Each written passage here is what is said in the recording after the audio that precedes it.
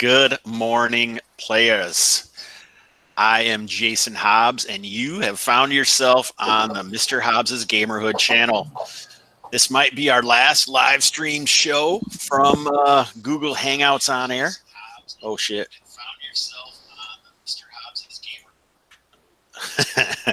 And I'm no better at this than I was the first time. Today, we are playing Kalmatta Live, session number 34. I'm hoping to explain more about the process of running the game for some people, or actually just one person, who actually asked me about it. And we got some awesome players. Without further ado, let's introduce them and their characters. TJ Drennan of the Meltdown. How's it going? I'm TJ, and I'm playing the mute, which is weird because I'm the caller, so I've got to try to find a way to communicate what we're doing, even though I can't talk. Yes, there's no reason for this to get any weirder than it always is. Let's go to another podcaster, Cody Mazza of No Save For You. Hello, everyone. I'm also playing a mute. No, I'm just kidding. I'm playing Aradesh, the Pilgrim, the cleric of... I forget. Cleric of... He doesn't know because he didn't even know he had this character until last night. That's right. And he's not actually role-playing a mute. He's just going to be muted for most of the show. There you go. Next is Darren Green, not actually a podcaster, but a podcaster adjacent. Darren Green, playing Alfred, level 4 fighter, also known as RFED. He's, as usual, here to help out the group and venture forth into Kalmatta, led by the mute. Not a podcaster, but a cool dude nonetheless, Aaron Coleman. Yes, my podcast is private. Happy to be here. I'm playing Baggio Gar. He's a 5th level magic user. And I should do some exploration. Should be good. I like how the higher level characters get in what their level is. Just to spite the rest of you. No, that's because some people, like you say, want to know. People want to know? That's right. All right, last but certainly least, Erik Swanson. Nice. Happy to be last, happy to be least.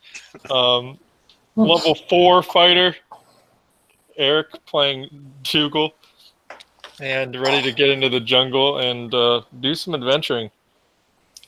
And Aaron does podcast. You just can't afford the kind of streams that Aaron does. I don't know what that means.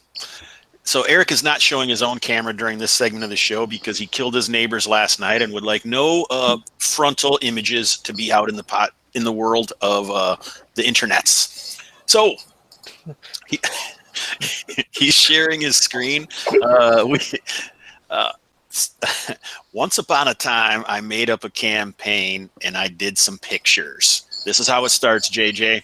Follow your OSE book near the back somewhere where it gives you about 2 pages how to make a campaign, because that's all I used for this entire thing. There may be some sarcasm involved.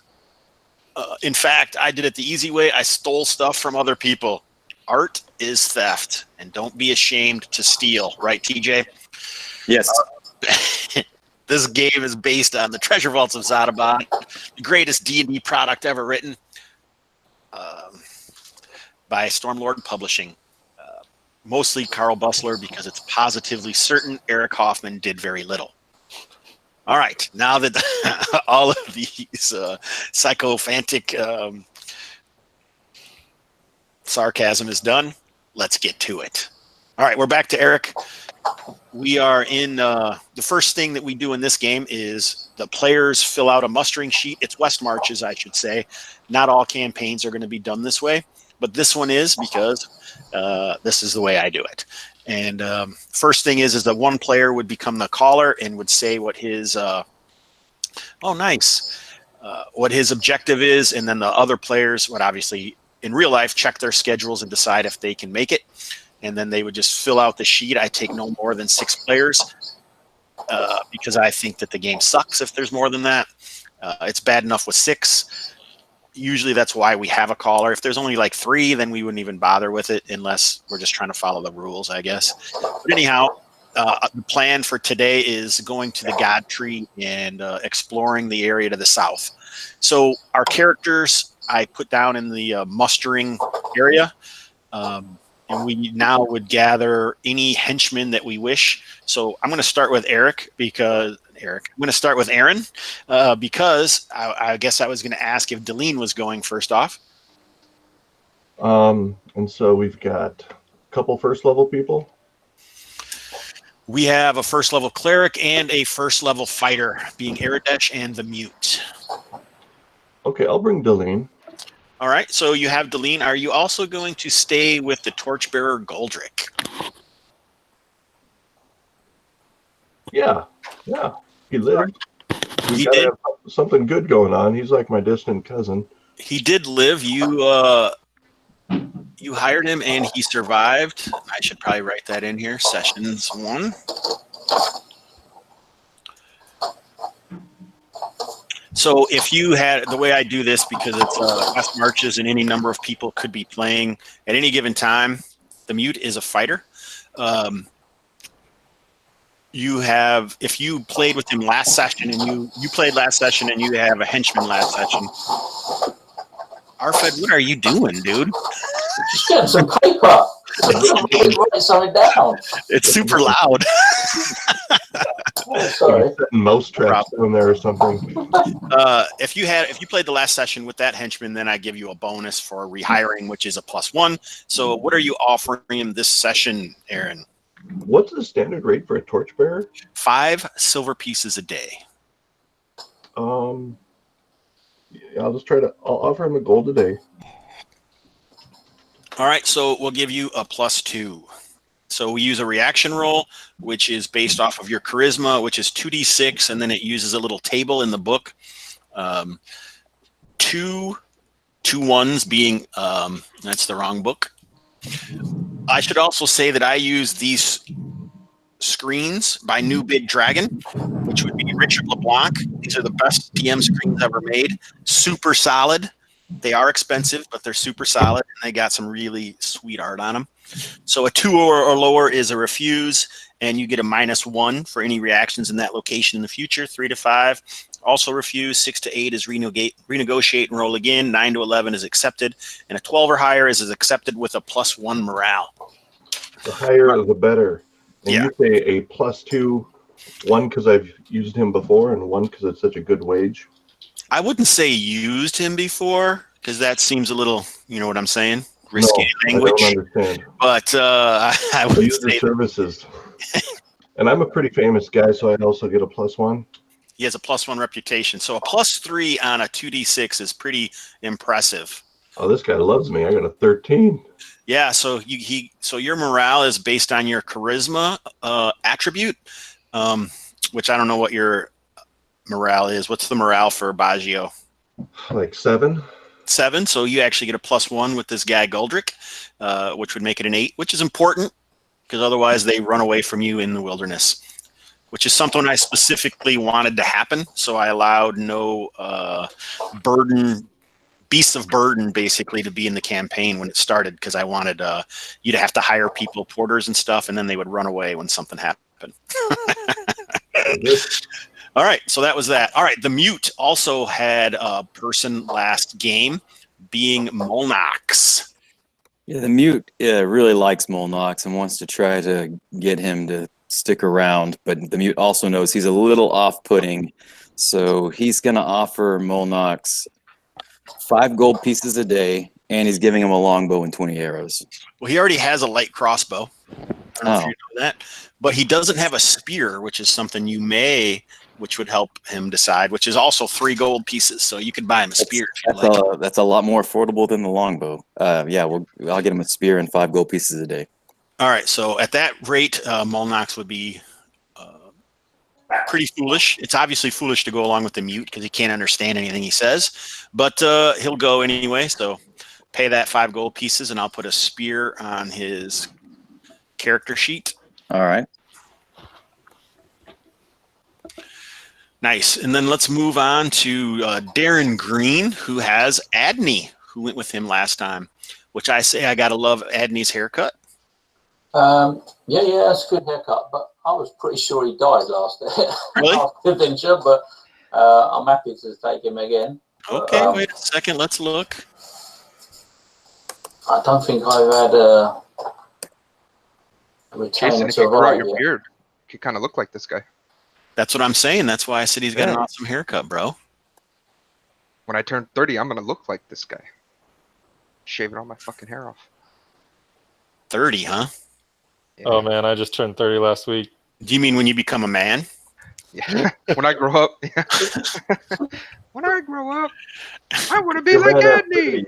I'm a man and a half. That's all I'm saying.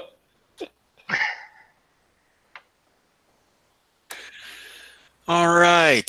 So I do not see Adney when I gathered up. What killed Adney? Oh, here he is, dead. He died in the same fight as Salim did, it looks like. Yeah, that sounds about right. All right. So way to go. Way to be honest. So poor Adney, we'll add him to the rolls of the dead. Alas, poor Adney. Okay, so my next victim shall be Margrim. He's been around far too long. Margrim actually was in the last adventure with y'all. He went with somebody else. I think you were with Pike. Yes, he was. He was hired by Pike. All right, so what are you offering this Nordborn? I shall offer my usual rate of 5 gold. Wait, he's Nordborn? He is. Then why was his cousin Kildoran? He wasn't. He was also Nordborn. Oh, okay. All right, first rule, JJ, you should always know as a player, don't try and autocorrect like a phone the GM. Never check for information because the DM will just backtalk you. They just make it up. Yeah, I think this is what Matt Jackson called fact checking. I just wanted to know, man. I'm just teasing. You know, I'm just teasing. All right, we'll move him out of there. Yeah, but JJ doesn't. Margaret. He doesn't? There we go. All right, we can see how this is going to go. All right, let's go to Cody. Cody, would Aradesh like to hire anyone? We only have the one torchbearer. That's correct. Yeah. I'll go for a torchbearer. Let me see. But obviously, by Goldrick's picture, he is torchbearer extraordinaire. Right. He can hold 2 torches. One in his mouth, the other behind. Oh. All right. So we're over here in the Porters and Torchbearers Guild, and This guy right here, Guy. Guy. No, Guy Fieri. Right Guy. here. His name is Guy. I like Guy Fieri. It's like Guy Fieri if he grew out his hair a little bit longer.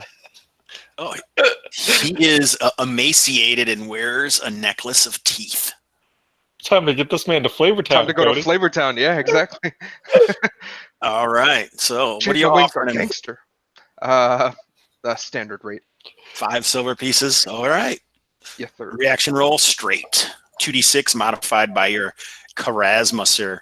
Not yours, because that would be about a -2, but Aradesh's, which is probably... Aradesh's charisma is 5, so Oh, also a -2.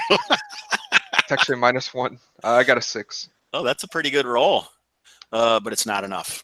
So, as I had mentioned previously, that is in the renegotiate range. So All right. basically what that means, easy, sir, is that you would have to renegotiate and start the conversation by doing something else that would allow him to So be interested. I'll leave the Torchbearers Guild and then immediately come back in and be like, "Hello, I'm looking to hire a torchbearer," and walk right back up to him. All right, And he still knows who you are. I mean, this isn't a video game that go like this. forgets quickly. Put a mustache. All right, I'll offer him a man-at-arms rate and tell him he won't have to do any fighting. he goes, well, I'm a torchbearer and I don't do any fighting anyway. But if you're going to offer him twice what you did before, which is 1 gold piece a day, then you can renegotiate at the flat roll. All right, let's try this again. Come on, baby. All right, I'd like to ask a little more. What? Oh, That's how Cody got banished from Flavor Town, baby. no, you go, you go. Nassim comes down with his awesome turban and kicks Aradesh out of the All right. Porters Guild. Alas, what does it mean that his cousin died under me? I'm just a little curious, Erik. That seems a little risque talk for this sort of game. Under my service. Okay. All right. So, yeah, Margrim's been around. He's actually been in this will be his 5th session of going into Kalmatta. He's been in more sessions than TJ has played. That's pretty crazy for this game. All right. So, Dougal, you hire anybody? Okay, so let's see. There's nobody. Whoa, there's nobody with 2 dots in here. Oh, actually, Cardo. Does he have any dots? Cardo does not have any dots. That's how poorly he is because he became a man-at-arms last session. Oh, okay. But he was on the adventure last session, but he was a torchbearer at the time. So he has the awesome dagger, 6 torches, and flint and steel for his gear. Who's this dwarf-looking guy that doesn't have that I can't see his token's name? I don't know. Let me see. Where's that? Oh, he is Therm. He is a dwarf. Okay, what's he got? First of all, we'll give him a name. Cool. Second of all, it must not be much because he's only got 1 dot. He's got leather and shield and a hand axe. Well, But he was a survivor of an orcish massacre. Oh, yeah, so this is where I should probably say someone had to either pay 5 gold pieces or each of you gathered 1 gold piece each or something to get all of these people here. The mute How will much? play it, kick in the 5. All right, thank you. Okay, would you describe? I'm just asking about the new hirelings here. I know most of the old hats. Tell me about Ertis. Ertis is a woman at arms. She looks like she was once a vampire. I don't know where that picture came She looks from. very Strahd, Barovius. Okay, so she has an accent from a distant land, was once a furrier. She has a light crossbow and leather armor. She good at counting? I don't know. Sorry. I don't even know what that means. 1. Oh, maybe. 2. Okay, let's try to hire the dwarf. Okay, so a demi-human is 3 gold pieces a day. Yep, I will offer him 6 gold pieces a day. All Actually, right. I'll offer him 3 gold pieces a day, but I'll give him a spear so he doesn't have to fight in the first rank. So that would be similar to a 3 gold piece. I'll give you a +1 because it's like a signing bonus.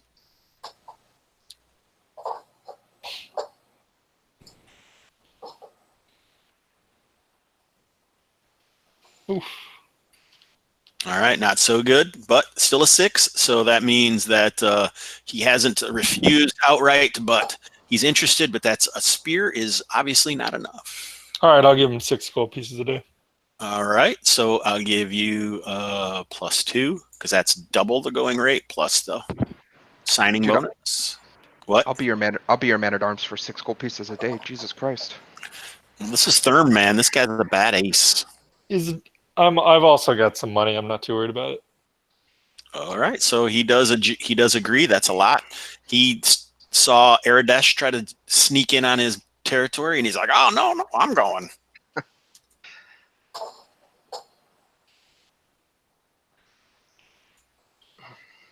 This guy has a name that's pretty similar to someone who's already famous in Kalmatta.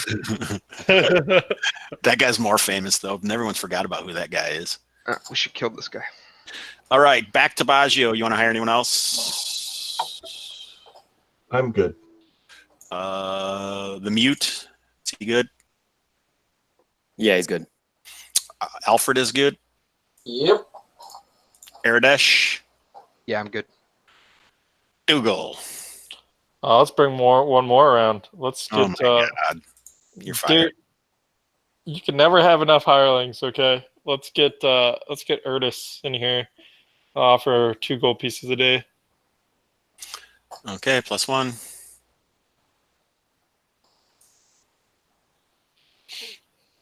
You would have got a +1 to morale for Therm as well. All right, that's not quite enough. You need a 9. Fine, I'll throw in the standard. Give her a spear deal. All right, roll again, +1. She only has leather, by the way, no shield. Oh yeah, I'll give her a spear and shield if she'll just come with us. 20 gold piece value. Sure.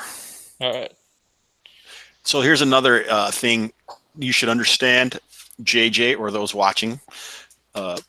Players are always going to try and negotiate with the GM to change his mind about things. It's like part of the game. Any rules-like game is going to be always this give and take, hopefully, not all take, or not all give, I guess, between the GM and the players. So that is going to be one of the biggest challenges is players, because they're terrible. All right. All right, the mute, you are the caller. How would you like the people? Okay, so let's get this information. I guess we'll do this first. Erdis is a badass. Her AC is 6, leather and shield. Whoa, 1 sec. And she has a light crossbow, a dagger, and a spear. What's her HP? 6. Ooh. Therm, the dwarf, is leather and shield. That's AC 6, hit points 5. Okay, and he's got a spear and a shield. He's got a spear, a hand axe, leather, and shield, and he was the survivor of a Beastman massacre. All right, RFED, Margram statistics. He has 5 hit points. His AC is 6. You probably already have this, right? No, it wasn't me that had him last time. Oh, okay. Perfect. He's got a bow, must be a short bow, a spear, and a dagger. Cool. Goldrick for Baggio Guard. You already got his information? You're muted? Hello. Okay. I don't have much for him other than AC 9. nice. 2 hit points. That a boy. God, he survived against those weird insect people. That was amazing. Yep. Molnox for TJ. AC 6. Light crossbow, sword, spear, 5 hit points. Aradesh, you're hated by everyone. So no one is with you. All right. TJ, what do you want the marching order to be? Molnox in front and me standing behind him. No, You in character. You want Molnox to be in the front rank? You do have some powerful fighters, I guess, but I don't care. Oh, this is true. This is true. I don't want to. The mute has no way to force anyone to do anything. So if anyone wants to volunteer for front rank, that's fine. Otherwise, I'll put my hireling in the front. I'll put myself in the front rank. Do you want to be behind Dougal then, Mute? Sure. All right, who else is in the front? Or you could be the other front. Or you could have Molnox be the other front. I don't care. No one else is RFED. You're not stepping up to be in the front. Okay. How many times did this man escape death? Let it be. He's a rear fighter, that's why. Does it matter after this, or you just want me to throw some people in here? Let's put torchbearers in the middle, right? Oh. There we go. Cool.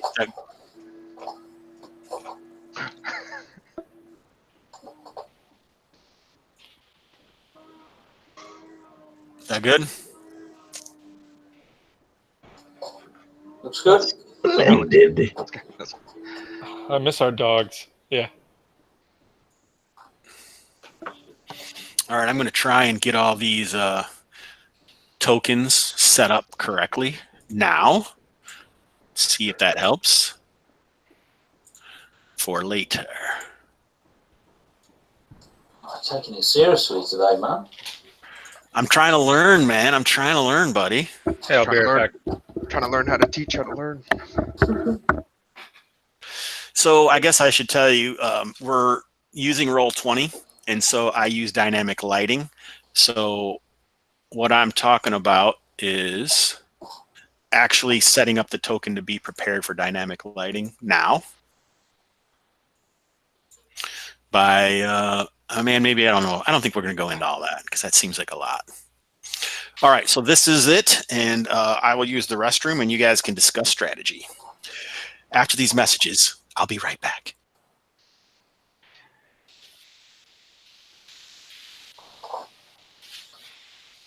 What is the actual plan for today?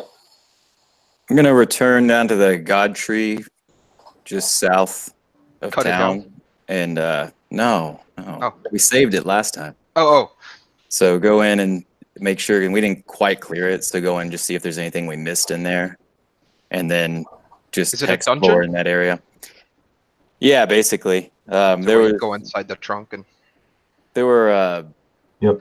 I can't remember what the creatures were that were like attacking it, trying to do some sort of ritual to kill it or something, and they had entered inside it, so we Sort went of in. mermen creatures, weren't they? Those classic Yeah. people. Yeah. Wait, which fish people? You know, the ones we hate. You Yeah, weren't here last time. I know, but I hate a lot of fish people. Are they the same fish people that we encounter when we go down the rivers in our Yeah. rafts? Well, yeah, some of them are just sucky, but then some of them blow their shells and do magical effects. I think they were down in that lich one too. That there's a couple kinds of like fish people. That's why I was asking if it's those fish people because I have a vendetta against them. Yeah, it was.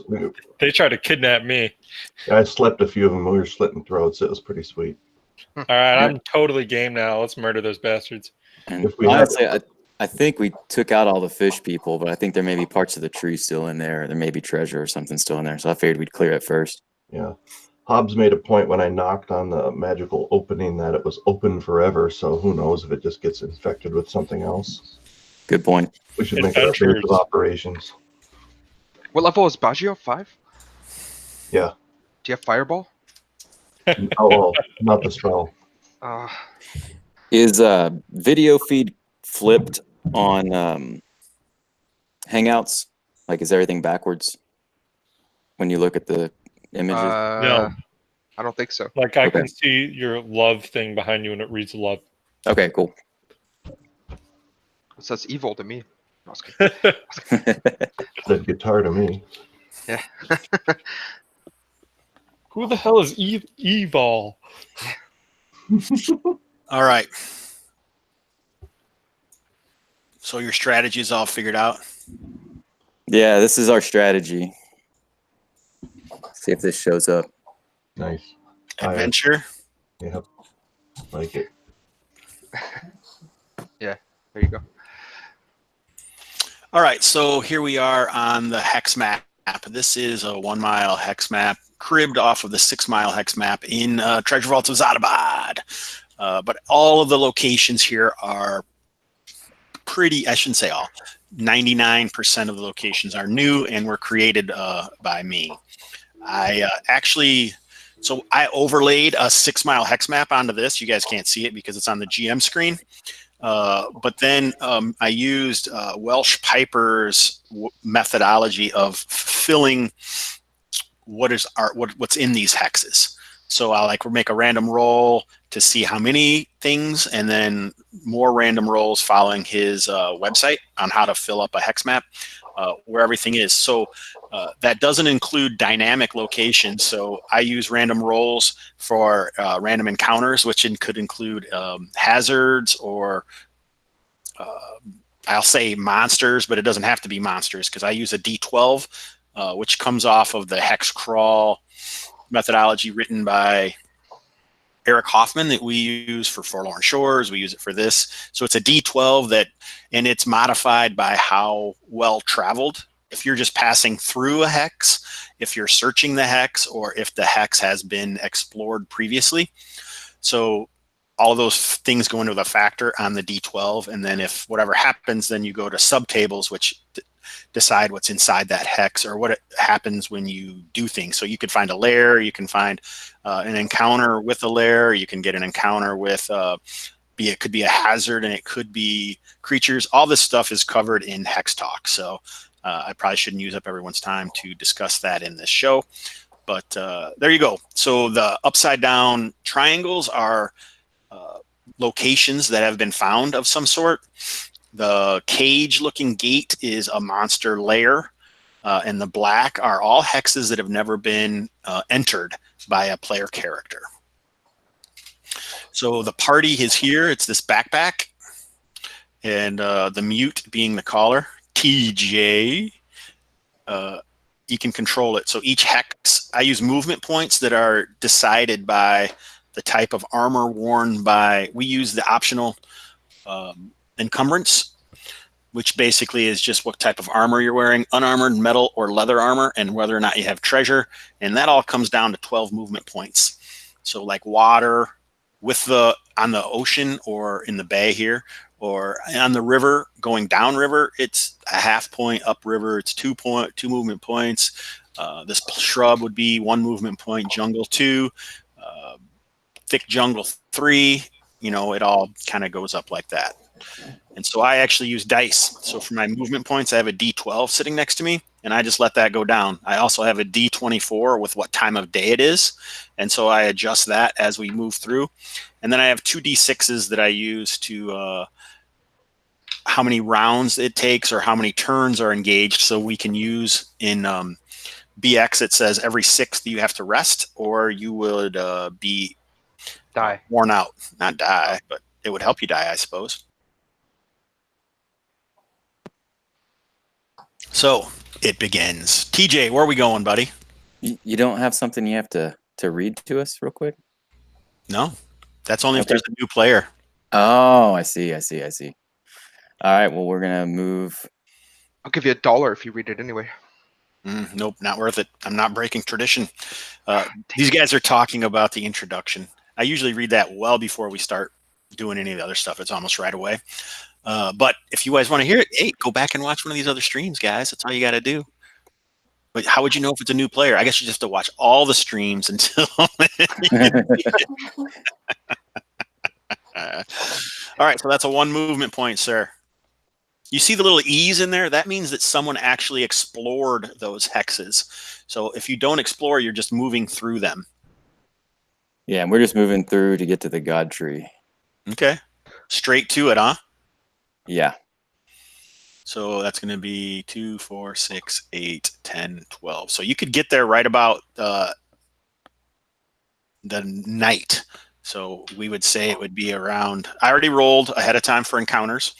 I do it that way so I can figure out what they are up front. And it's absolutely not quantum ogering, so don't think that it is, cheaters. So we'll say it's about 9, 10 o'clock. The sun has set over the Plague Bay. You guys are a good 3 or 4 miles in coast and kind of surrounded almost by thick, dense jungle. So what light there was a greenish filtered as a light rain fell down upon you, seeping through your armor and clothing, soaking you in sweat and monkey urine. Just kidding about the last part. Gross. As you this tree is in a clearing of really thick, heavy jungle, and the tree is massive. It's easily 30 feet across at its base, and it rises up above the other the jungle foliage. Let's take a drink of coffee.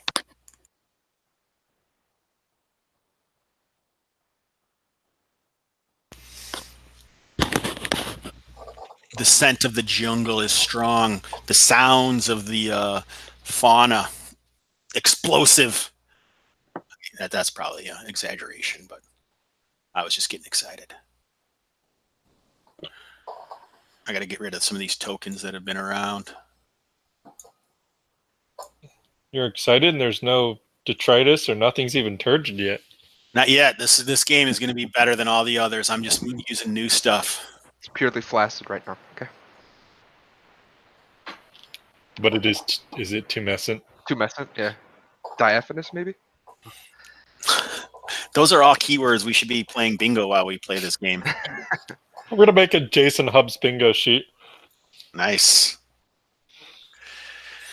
All right. So I should mention yesterday was Gary Gygax's day.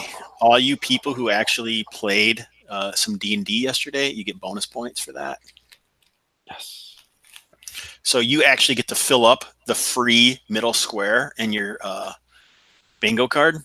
Everyone else who didn't, don't get to, so it's not really free. It's only if you fulfilled whatever arbitrary rules I come up with at the time.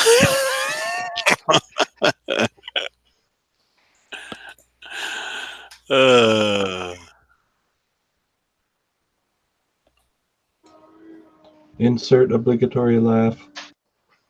I only laugh when I'm terrified.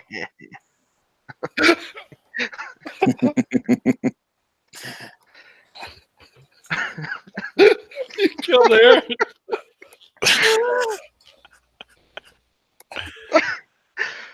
Oh boy. I don't even really know what you guys are laughing at. He was doing the Hubbs laugh. Oh.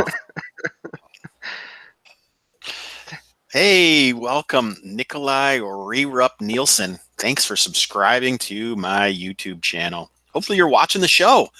Not too exciting, but I think it's a good example of playing BX, an actual play of OSE or BX, and it's fun with dynamic lighting on Roll20.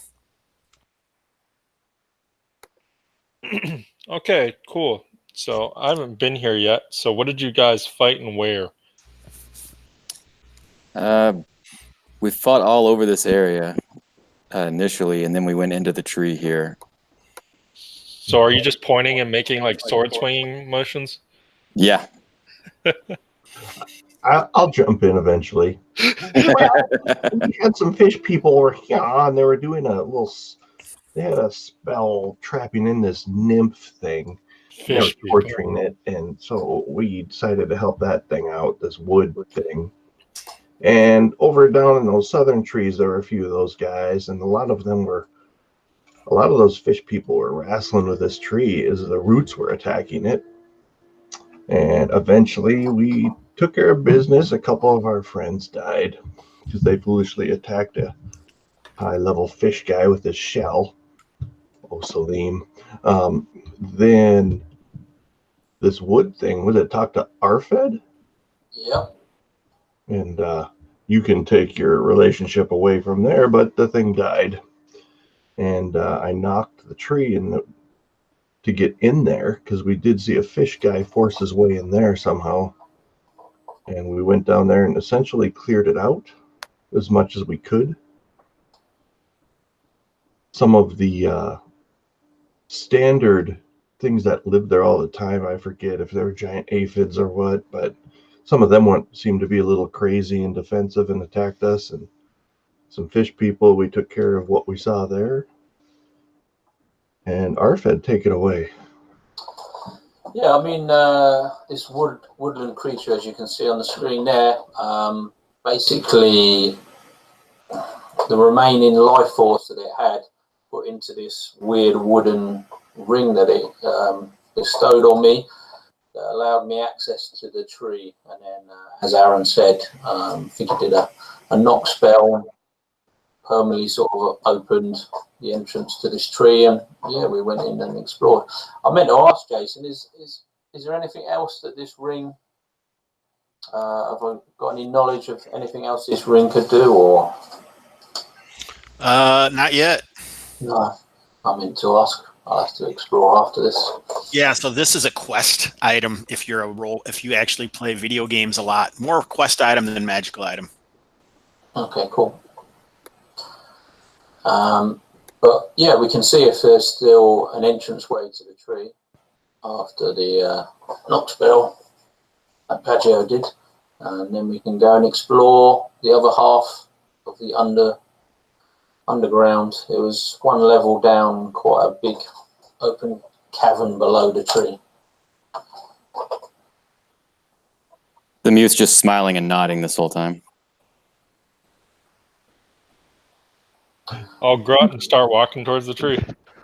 All right, so those who didn't watch the last episode 33 of Kalmatta Live, and this is their first one, this massive tree is here, and they basically, the party interrupted a ritual by some nasty fishmen. They were holding back the guardian spirit inside of a magic shell, and yeah, they came in, interrupted everything, saved it, but then it died anyway, and then they headed down inside. Under the words of the RFED, seemed to be the lawful fellow that he is, and he wanted to help out this guardian, that the god tree was infected, and they went down inside and killed some more fishmen that were down there and fought with the other guardians within the tree. I guess they're back here to see if there's something else to do, because there were other places that they didn't explore. And they don't even know if it is uninfected or not. They're not sure. I think there's a feeling of wanting to make sure everything is the way it's supposed to be. They want to keep the status quo of the triarchy. So, ooh, that one died. I needed a closer word to patriarchy, don't I? All right. Anyway. Matriarchy. Matriarchy? God triarchy? We prefer arborocracy, actually. Arborocracy? Oh my God. And now things devolve. All right, so what's the plan here? It's nighttime. We would guess about 10 o'clock at night. So I would suggest we make camp in sight of the tree entrance, just in case, like we did last time.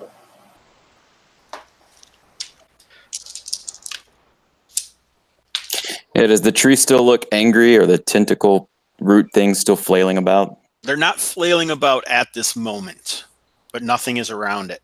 You do see like corpses laying around, and there is evidence of a combat, but it would have been, you know, quite a while ago that this actually happened. So maybe 21 days or so, 4 weeks. Holy shit. Are they fishermen corpses? Yep. Are they the fishmen that I hate? I don't think so. I don't remember which ones you hate. I hate the servitors of the deep, or whatever they're called. No, guys. Oh, okay. I know how to massacre them all. I think I probably have. They kidnapped me, Cody. Oh, okay. That thing is gross. I have some pretty crazy handouts in this game. I'm looking for them. Here they are. Oh, those guys. Yeah. Oh, the tentacles in the ones that smack Kiki in the face. Did you watch the video? No, I was listening to his podcast. He talked about it. No, that's right. Yeah. Oh God, That hurt. that's so fucking funny. Oh, Sometimes this game might get a little irreverent. All right, so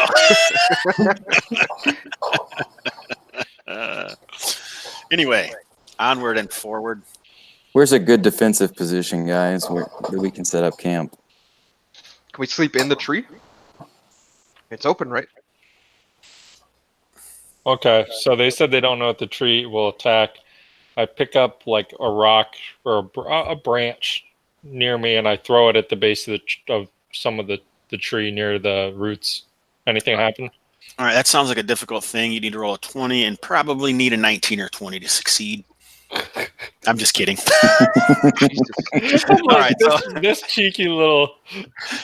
all right, yeah, nothing really happens when you do that. It bounces off the trunk, and that's it.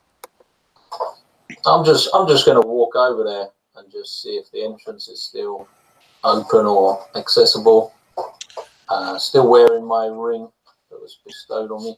Yeah, probably with the dynamic lighting, I should have shut it because it wouldn't have just been open. But when RFED approaches with the ring of the Spriggan outstretched, a light greenish glow is visible.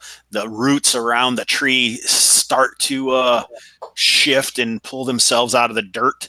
But they don't flap around wildly. They almost really just create a path. And yeah, the door opens in the side of the tree. The bark splits and opens up. for Alfred.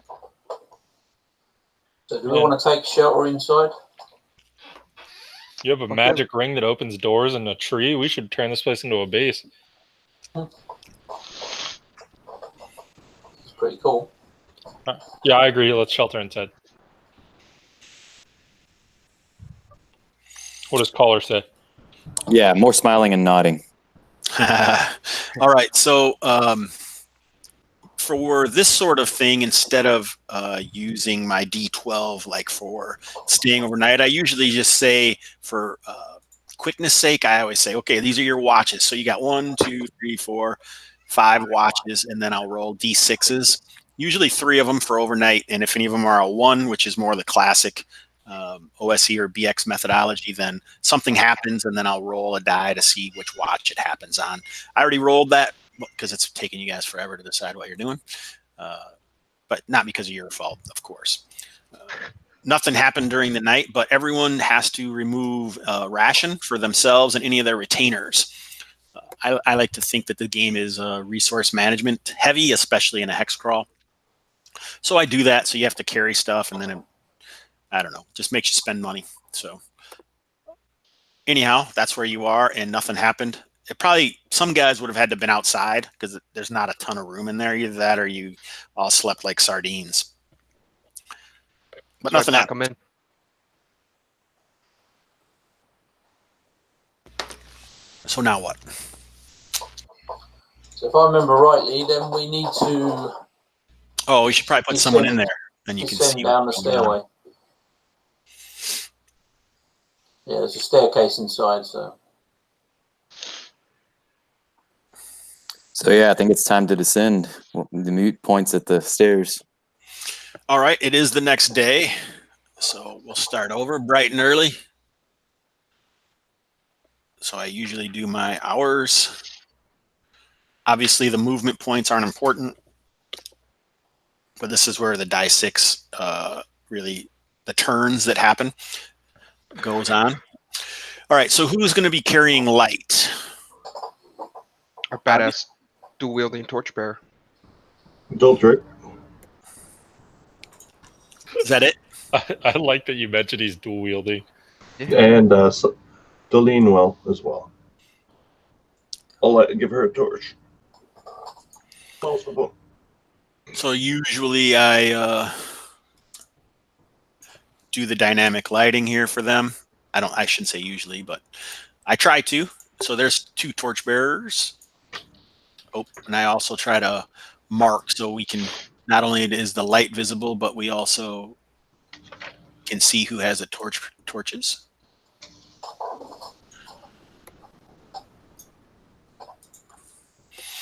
Okay, and now it's a scene change. So inside the tree, it seems kind of moist. You can see there's actually moisture on the internal of the tree, but it's barkless, kind of a whitish look.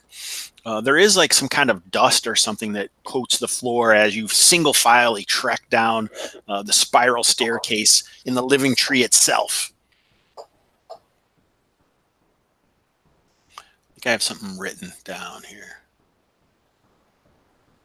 The smell of wood cuttings is strong in the area, and the cave-like halls are partially covered in bark and moist to the touch. Some sort of dust or pollen is visible on the floor, many tracks moving this way and that through it.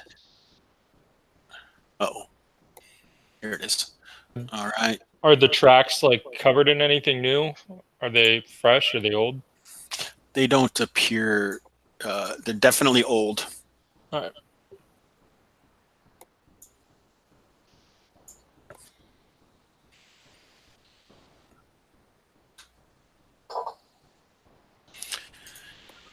So this is going to be a little more difficult to do.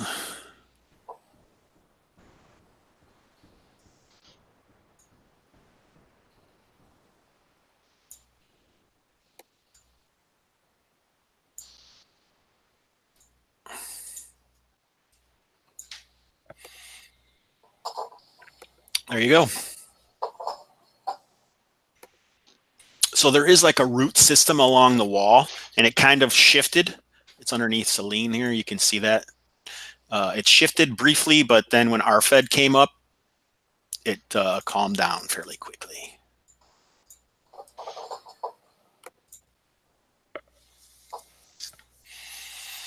Okay. Where to? Memory serves me correctly. We haven't been sort of southwest, and we haven't been northwest. We went up that sort of east corridor.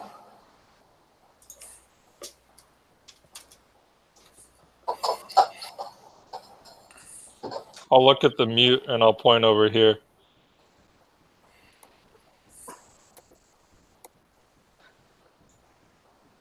Sorry, the mute's roll 20 just refreshed. Yeah, up here. This is where I was Yeah. pointing. Yeah, I don't know why I didn't just say smile and nod. Like, what's he gonna say? All right. I step forward. Just hold it a second. I do not step forward. There was something in that room. We briefly looked inside there. I can't remember if there was something on the floor in there. I can't remember what it was that put us off going in there. I think we're just low on time, but yeah, I think you're right as a whole. So we went to the north there already. here you can control the party thing, and then we'll just assume you're in your thing. See where it says the party? I should have made it bigger, but there you go. It's kind of small. You see it? Yep. Yeah. All right, so you can go ahead and just move that, TJ. Yeah, it was those sort of circular fungus. I don't know what they were. Them things we weren't sure about, because there was lots of casualties or bodies inside, so we thought they may have been giving out some poisonous fumes or something. And didn't it seem like the spores were like creating the little woodland creature things? Yeah, I mean, that's as far as we went into that room. I think we literally just stuck our head in. Oh, gotcha. And I don't think there was, am I right in saying there wasn't any path footprints going in this way? Well, Tubbs is going to the bathroom. He said, okay, so it seems like we have, correct me if I'm wrong, we have at least two competing influences here, because we have the things that were corrupting the tree and the tree. Mhm. So Right. we're currently, I guess, more or less based on RFED's ring and that he promised to Spriggan, working for the tree side. So things like the mushrooms might, actually be good, because like trees have a symbiotic relationship with the mycelium, the mushroom networks. So it's not unusual for there to be mushrooms down in the roots of a tree. That's pretty normal. So I just don't know how good, like, if we want to like dissolve this trap and burn out mushrooms, for example, I don't know if the tree would get pissed off, is what I'm trying to say. Sounds like a lot of science talk to me, boy. Erdash holds out his Bible. Show me the Bible. Where it talks about mushrooms and trees. All living things. Yeah, I don't know if there's much to do in here. I think the natural versus, I agree, roots and trees and fungi. Does it look like there's a continued passage over here? It does. So basically, this is a raised area up here, and there's like, it looks like some kind of insects or something here. Insects have been moving around. It's the same thing over here. This root system of tentacle root-like creature things kind of shift around on the wall. But it looks like there was a battle here between these weird fishmen and these like insectish type creatures. Could you be more specific about insectish type creatures, please? Well, it's kind of hard to tell because they're destroyed and killed, but you guess that they look like ants. Okay. And is this thing in front of us a mushroom or a hive? It just looks like a very large, soft tissue. Like if you poke it, you can kind of do something. It's difficult to tell what it is. Probably closer looking like a hive. Yeah, so if I look at the base of it, do I see, like, is it stuck on from, like, fibers? Or does it have, like, does it emerge from the ground itself with, like, kind of a stalk? It's not perfectly round, so at its base, it's 5 or 6 feet in diameter. So the whole base looks like it's probably it's either looks like it's webbed to the base or it's actually fibrous tendrils that have Okay. attached to it. Cool. Thank you. Yeah, so can we try and shed some more light to the west to see if it continues that way? Seems to be blocked from. I don't think we're all seeing the light, are we? No. You're not? No. Let me see here. I think we're still on dynamic lighting from our characters, as it were. Does that help? Yep. Yeah. Yeah, okay. I am getting Also, rid of this. has anyone looted these bodies? No. Well, let's get to it. I think you guys did, actually. You found some silverite pieces on them. Oh, okay. I didn't think we did this one. Okay, cool. But we definitely haven't explored further to the west. So. All right, so we need to be on the lookout for ant creatures. Like, oh man, is that a whole room of hives? We'd probably be able to hear them by now if they were. Yeah, as long as we move slowly. Should be okay. Well, I mean, if we just hold up a sec, TJ. Yeah. I don't want to go in here in the middle of the room yet and just surrounded by hives until we know what's going on. Like, I don't want a bunch of these insects to swarm out and surround us and kill us. Good call. Too late! No, I'm just kidding. So, like, my question is, I guess then I'll do this in character. As we go to walk in, I'll put, like, a hand on the mute and, like, do the stop sign. Like, put my hand up. Well, he can Hold hear up a you. He stop just sign. can't speak. Oh. Well, then Dougal will be like, oh, right, and feel kind of embarrassed about it, but just keep acting natural. And then be like, hold on a second. Let's look around, make sure we All don't get ambushed. He nods. Could you describe the room? Yeah, it's the same as before. It seems like it's covered in this woodish dust. Behind it, it looks like a barkless tree. And there are these things that almost look like webbing or tendrils of fibrous material that have pushed out. But nothing, it seems like maybe at first when people first come, your light hits it, you can see them quiver slightly. But then it kind of seems to calm down. Like something inside his moving quiver? Yeah. Okay. What do you think, gents? Does anything look sickly and diseased in here? Nope. Good question. I think this is part of the God Tree's structure. I agree. I don't think it's going to give us any treasure anyway, is it? Yeah. So, Yeah, I think we're good here. Yeah, are there any bodies on the ground or any kind of like skeletons or anything? Not here. It doesn't look like they got any farther, but the tracks and stuff had led in some different directions. Yep. Cool. I think RFED's ring is what's saving us right now. I agree with Baggio. So we'll back out of here. Yeah. Don't tell anyone. He's the mightiest wizard in Kalmatta. What you talking about? It's probably the mightiest wizard in the whole damn emergent empires. PC wizard, baby. So did we explore everything to the right up here? not all of it, but we didn't go down south at all. I don't know if there's that much down that way. You guys want to try that? Head down south? Sure. That's completely unexplored. I don't know how far it leads.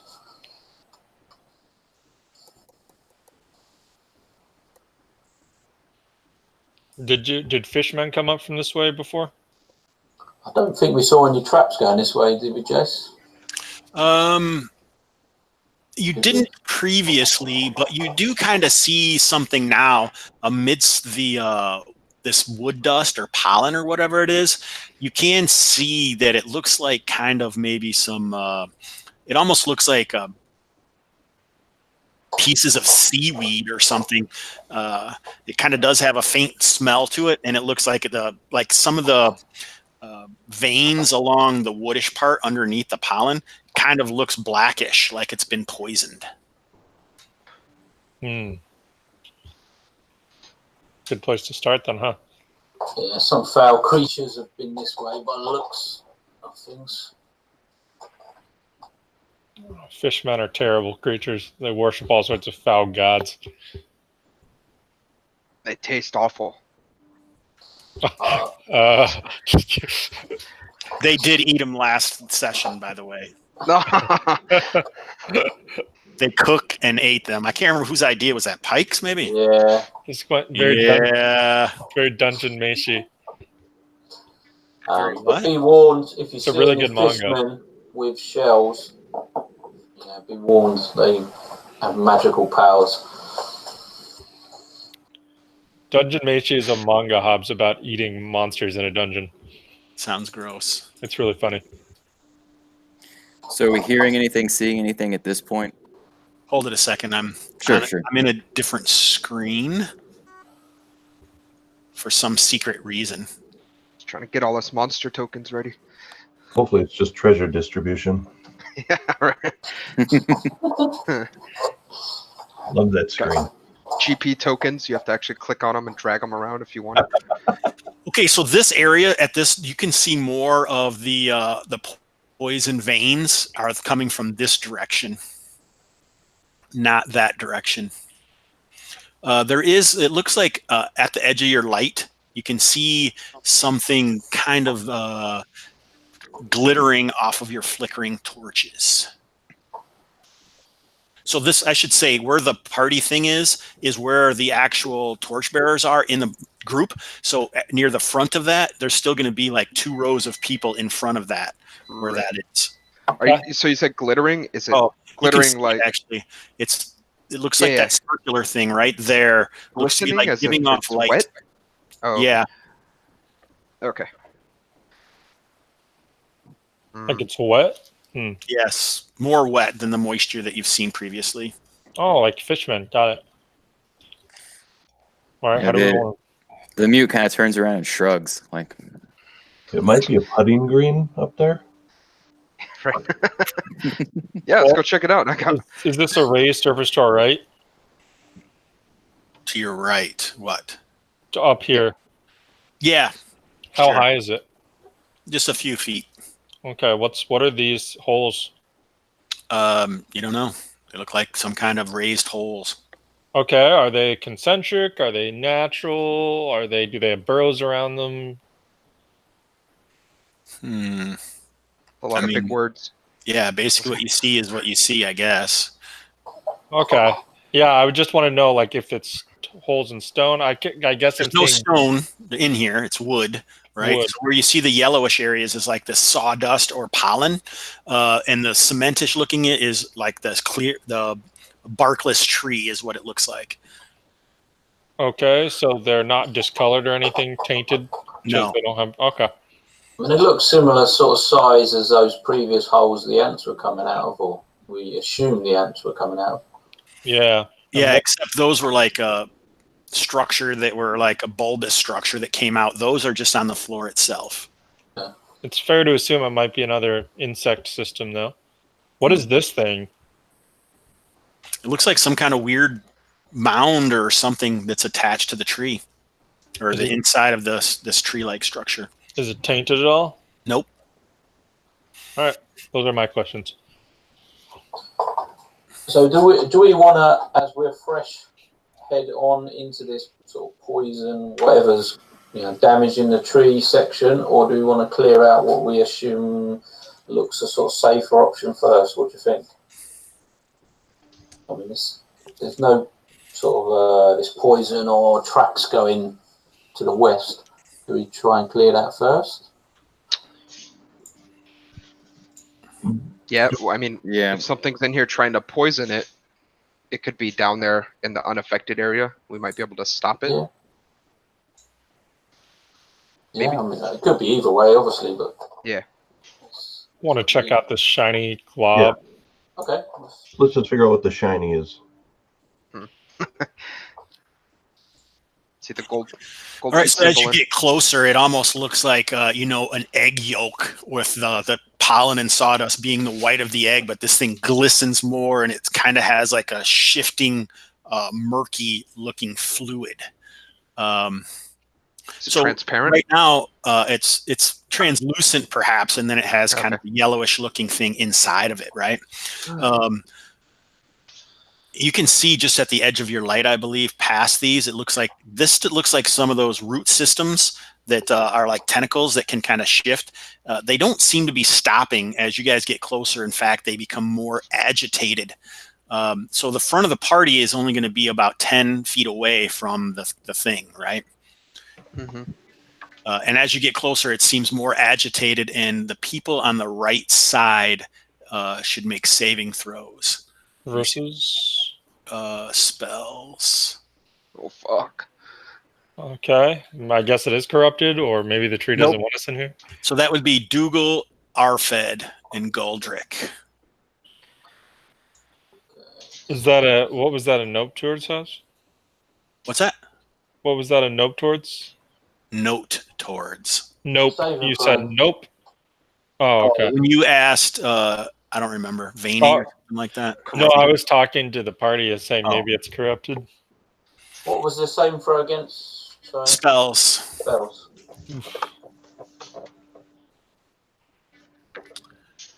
No. Oh. So there should be one more for Goldrick. That Oh, would be Goldrick, sorry. Do-do-do-do-do-do. Oh, yeah. all right. So basically, those people are on the right side of the group in the front. They're closest to it. So these are holes in the floor here.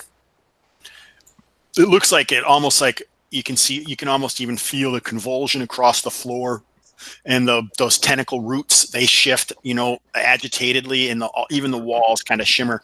The murkiness, or the translucent yellowish murky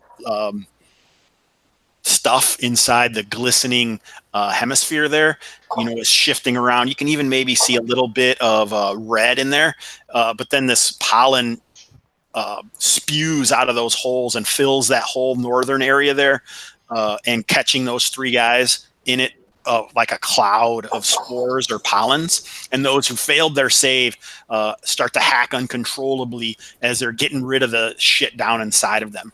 What does the group do? So we should grab these guys and just pull them back. Yeah, just back off. Yep. We have no problem with the tree. We don't want to disturb it. Looks Yeah. like that's some sort of like hatching chamber or something. We don't want to disturb that. The people on the left side, they can hear kind of a crack as this thing starts to quiver, and a split is visible along the corpuscle there, when it looks like something is trying to emerge or something out of it. Yeah, no. Let's go Yeah, away. we're noping out of here. I think if I remember rightly, there was some creatures inside here that were like defenders of the tree as well, wasn't there? Yep.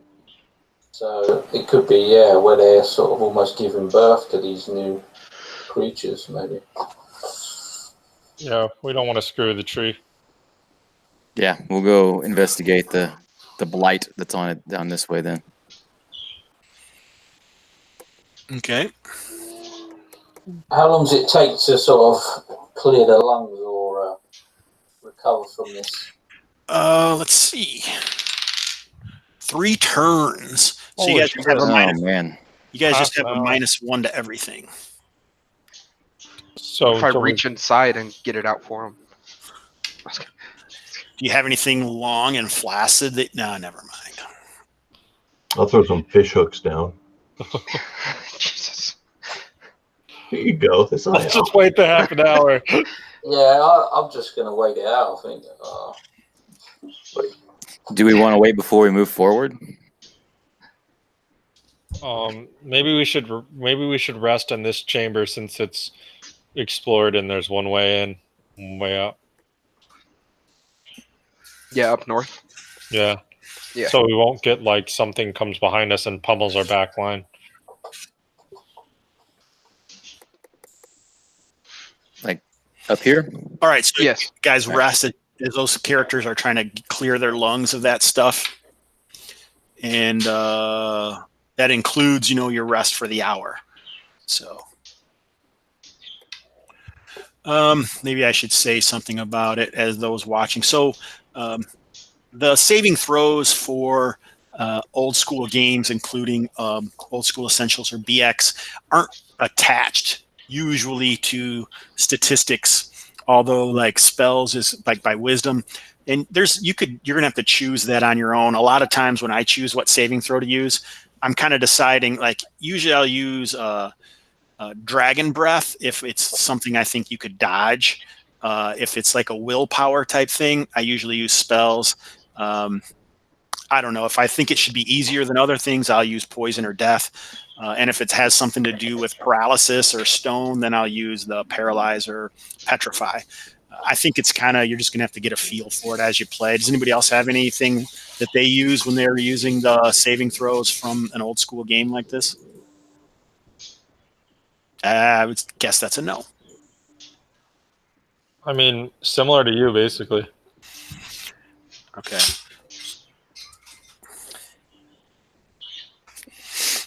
All right, so awesome. All right. Well, once everyone's lungs are cleared, we'll go down to the south and start to look to this blighted area.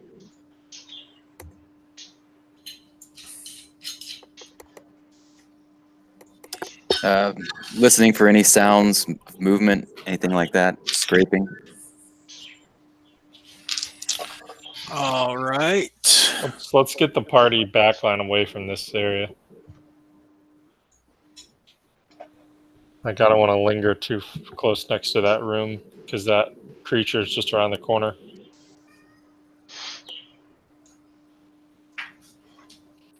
Maybe it just went back to sleep.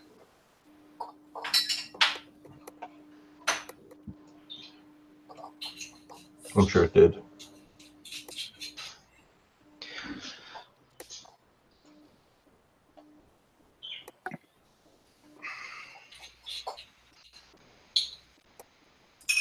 So, like, there are sounds down here. You can hear, like, the sounds of dripping water. The smell of wood is very, very strong, obviously. It's a woody smell. Jesus Christ. The mute points this way and kind of raises an eyebrow, looks around. Any further signs of the poisoning or this? Yeah, it seems like it is not to the east, but it comes from the south. And as you go down, these blackish veins seem more and more prevalent. So Any- shall we just try and rid ourselves of this poison? Find the source. Any specific direction that they're more prevalent? To the south. To the south? Okay. Yeah.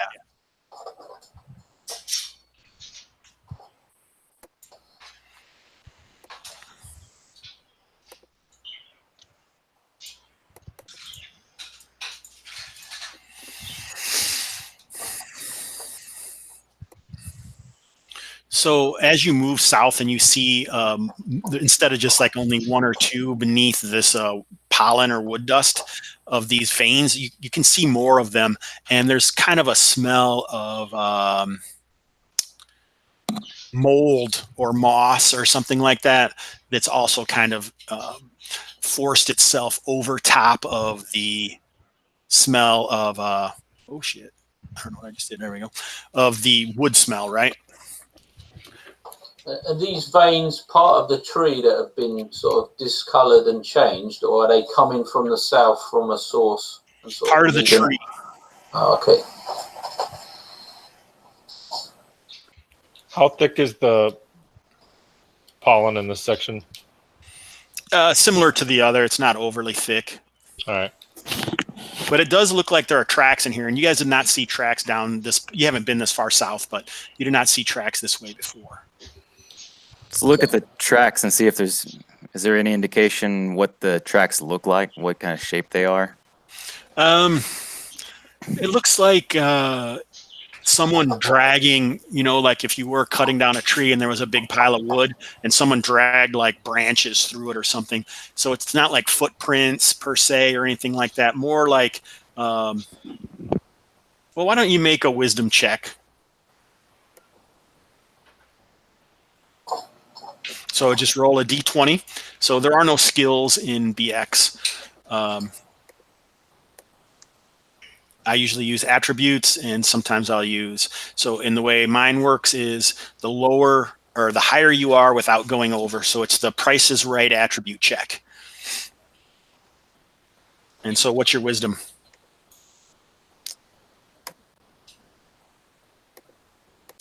5. 5. So that's pretty good. You made it under, and it's pretty close to your maximum. So yeah, you're pretty sure that it looks relatively bipedal, but you don't think it's human by any means. All right, so it doesn't look like it's the things that were potentially from the tree that were more like ant-like, right? It's probably more of a fishman thing or something. Possibly. You also recall that there were some other things that you thought came from the tree that looked like long, skinny, wood-like golems, maybe. Do you remember this or not? They had kind of long arms, and from their arms were like long, thorny branches, and then they had like tree limbs and sprouts, sprigs coming off of different parts of their bodies. You remember that at all? Yeah, did we have a picture of those? Did you fight these creatures? Yeah, I we tried webbed to some. negotiate with them. They were like tree dryads type things. Someone very powerful webbed them. Yes, good point. I don't think that I actually did a handout for them.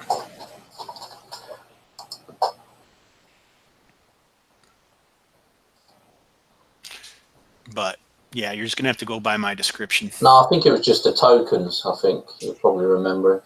Oh, that's probably what it is. Yeah. All right. All right. So as you're moving down, you kind of see something shambling about, and a soft reddish glow where eyes would be, and it looks relatively humanoid, maybe about 6 feet tall. Just in the dimness that you can see it at the edge of the light. Oh, here, we should probably move your tokens down.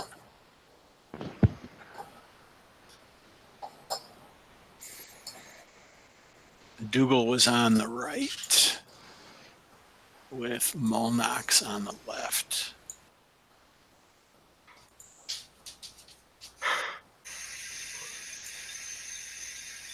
Whoa. What? What just happened? Lights went out. They did? Yeah. Over the Interesting. radio. I can see that some people's lights are not out, but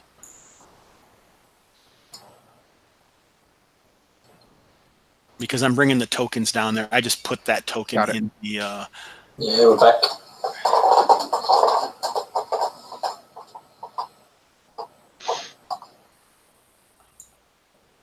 You guys can go ahead and move these wherever they go if I'm putting them in the wrong place.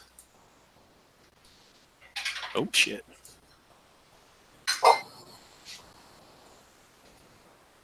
Hits.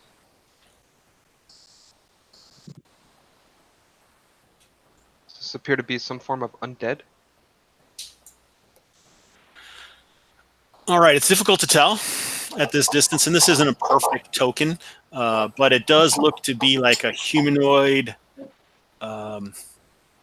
something. Hold it a second.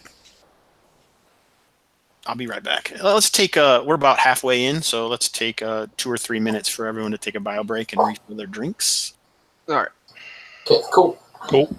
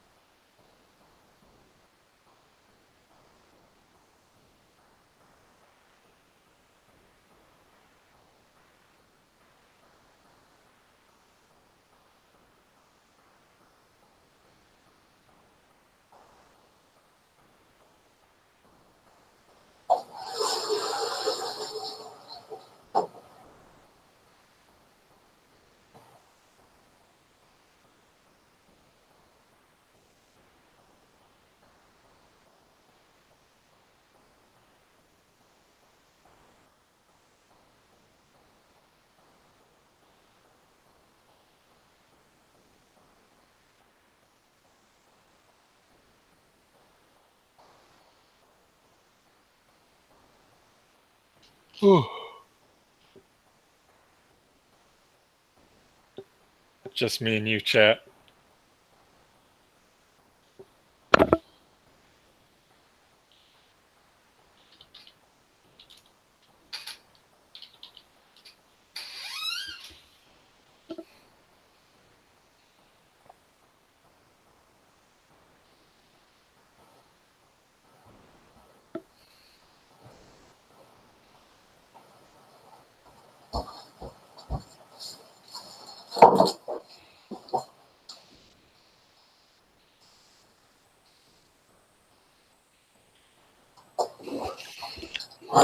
How you been, RFED?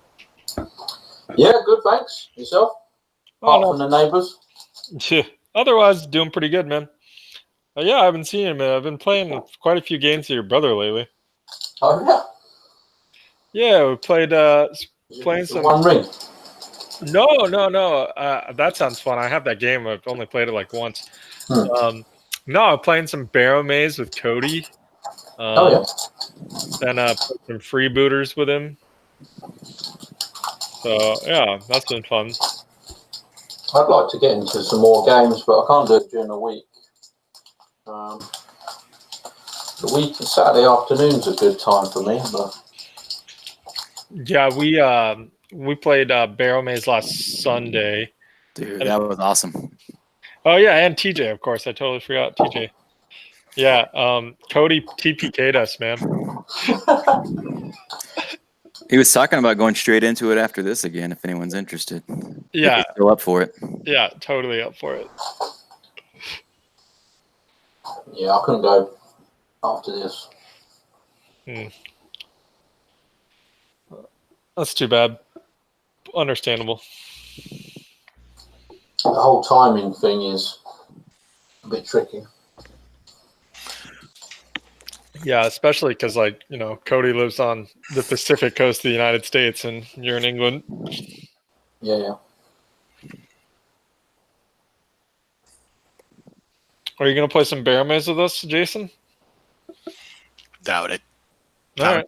I was just talking to Heidi about what I need to do around my house because I haven't mowed here in 3 weeks, but it's been super hot. So it's mostly just weeds coming up through my lawn and sidewalk and stuff like that. And I need to get something done since all I did yesterday was work on a new campaign for no reason other than it was Great Gygax Day. Hey, well, I had fun, so thank you. Sounds good enough reason to me. I think we're only missing Cody. Everyone else is here. Although TJ hasn't moved a muscle, it looks like he took a picture and just set it up there like it's a cutout of TJ. He's role playing. That's a proper role-playing challenge. Oh my gosh. Yeah, nobody wants to watch us play games, I guess. No one's on the no one's watching us live. You know, it is like 9:30, 8:30 for most places in the United States. They should all be up by now. Yeah, we normally have 2 or 3 watching or in the comments. Yeah, most people aren't. I'm just saying, like, it's not prime watching anything time. Are you kidding? This is when I always used to get up and watch cartoons. Yeah, there should be a bunch of kids watching. If this was 5e, maybe. Without question. Parents, don't let your kids watch this without supervision. Actually, let's even see how many people are actually watching D&D on the internet right now. While we wait for Cody, just out of curiosity, how many people are watching Dungeons and Dragons on Twitch right now? There is a total of 207 viewers watching all D&D on Twitch right now, out of 157,000 followers of the D&D channel. Sounds like good odds. Never tell me the odds. Meanwhile, someone is currently getting 115,000 views for World of Warcraft. Wow. That's not in the U.S. probably, right? It's probably a tournament or something for that many. Let's see. Yep, it's a race. Too many hours wasted on World of Warcraft for me. I've never played it. I haven't for about 6 years, but I played it at the beginning. All right, it looks like Cody's back, so I'll try and give you guys a better description. So what this looks like, it's humanoid, but you can definitely see like the sprigs and small limbs and branches coming off of it like those creatures that you had seen previously. But these are a little different because you can actually see blackish moss and blackish and scarlet moss in different places growing off of it that you never saw that before. Make sense? Yeah, so it can get a hand axe then. I mean, they were quite aggressive last time, even though we were trying to help. So that's probably not made them any friends here. So when you guys see this and the light hits them, it looks like it was kind of shuffling about, but its head, snaps over. The eyes are glowing in the dim torchlight, and you can see the sprigs and branches off of its head kind of shifting violently, and the moss, blackish and a mix of brick and blood red moss all about it, also kind of glows malevolently in the darkness. That's a word to add to the Hobbs bingo sheet. Is that because I said it last night? You say it a lot. Let me write it down. So you can see that Actually writing it down. there's also some more of this intermittent glowing deeper down this hallway. Oh, RFED, roll a d20. Or D20. This has got to be your 12. Okay, so it feels like the ring of the spriggan is getting hot on your finger. Not hot enough to hurt you, but you can definitely tell that it's warming. So I don't know if that's it's getting agitated, as it were, or worn in. Okay. maybe that's like the heart of the tree or something, and it's like, the tree is telling you that these are the things we need to kill. Yeah. All right, so I think, Cody, it's been so long, so you should be the named IP, I mean. So this thing definitely seems angry and hostile. Can't be disappointed with that number. Cody coming out with the 4. There's no possible way that's going to stand up to this awesome initiative roll right here. I mean, this 1. Or simultaneous. All right, so let's talk about what the group in the front is doing. So as far as BX goes, it's a D6 initiative roll per side. The side with the highest initiative acts first. Simultaneous action by phase if the initiative ties. There's the first thing that would come is the morale check. To me, I use random encounters a lot, and one of the most important aspects of the random encounter is to realize that not all encounters should end in combat. In fact, you should use the reaction roll to decide that. That'll help you decide, what the creatures do, which is a 2d6, and usually modified by the character's charisma, whoever is interacting with them, but not always. Sometimes I'll roll the reaction roll of the monsters just to see where they fit on the scale, and then compare that to the reaction roll that the characters make in order to see how they affected that situation. Most of the time, they're not going to instantly attack. In fact, it's only like a 2 to a 5 that they're hostile or potential attack. But there are some creatures through story that are going to attack on sight, usually like undead or some sort of guardians that aren't able of human speech are probably going to attack on sight. They're going to be hostile. In this particular instance, if these were enemies of the tree or even guardians of the tree and something was going into it, I kind of picture it like white blood cells in the human body. They're going to fight to get rid of anything inside that isn't supposed to be here. So in this instance, I'm ignoring the reaction roll and they're attacking on sight. So the next thing is like distance of how far they are. This is kind of a set encounter, so they're where they are. So as soon as the firelight hit them, they were activated, or you would say aggro, right? So the next thing that we do is movement.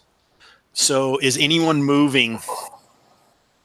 I like to say You can't hold your action in BX, but I like to give spears. Like if you have a reach weapon and someone rushes in, you can use your spear at reach. So at 10 feet away, you can use a spear. Or if something rushes in, your spear will strike before handheld melee weapon because it's closer. All right. So is anyone else moving? Yeah, I shall move in as well.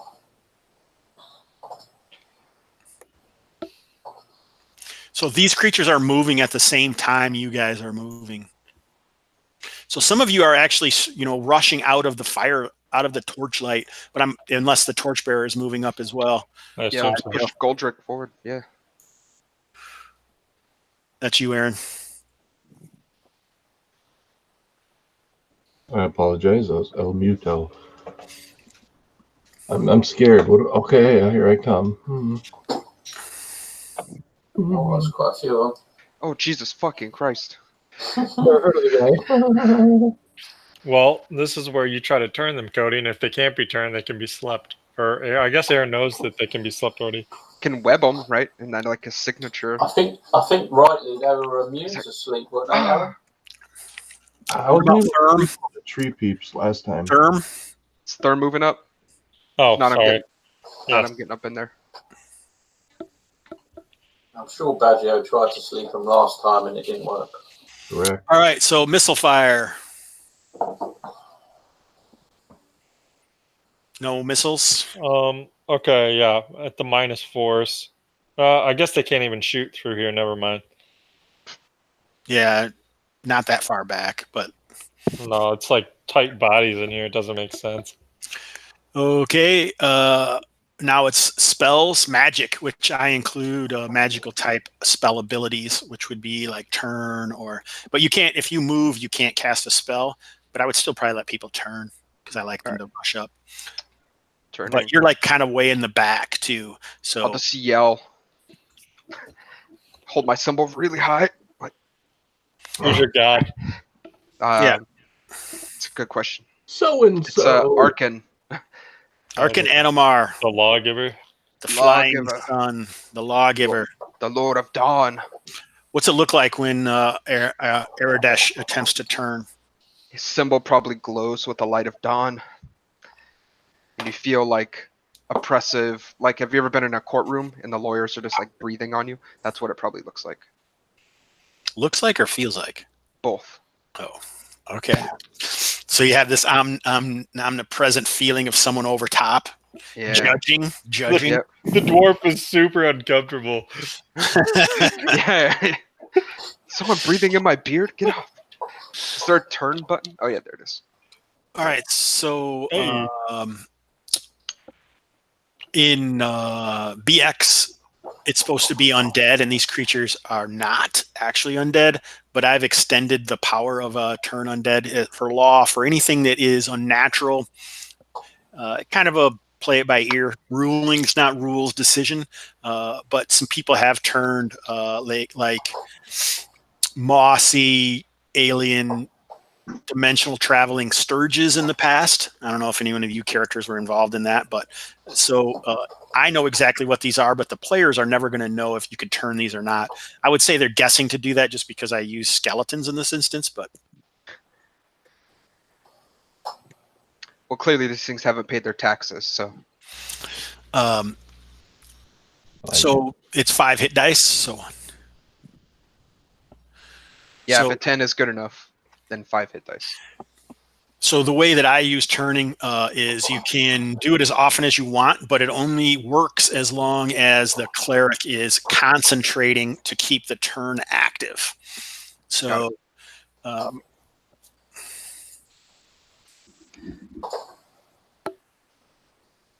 Yeah, for my money, that's what makes, like, even though the BX cleric doesn't get a spell until 2nd level, like, they're so good because turning, they can turn as much as they want, and they're good fighters. all right, so it seems like 2 of them are affected. So let's do melee. All right. Dougal will be attacking the one right in front of him. Go for it, sir.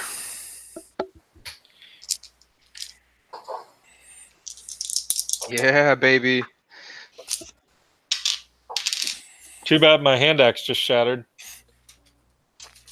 What? These On a things, crit? these things have a 10% chance to break. On a 1 or a 20, they break. Oh, damn. So this was your silverite hand axe? Oh, it says silverite hand axe right on there. Nice. Oh yeah, this is what I was gonna do. Snort the silverite powder as it comes in the air. This is the second silverite weapon I shattered. last time I broke my silverite sword. Oh, Save your silverite. Don't get weapons from it. Unless you want to be able to affect creatures that can only be hit by magic, or Yeah. all right. So it is not destroyed. At this point, can we tell those other creatures are turned or not? Sure. Just for targeting purposes. I shall attack with my spear the same one that Dougal attacked then. I assume that's a miss. Miss. And Molnox will attack that one as well. Think he can reach it. Yep. oh, maybe. That's it.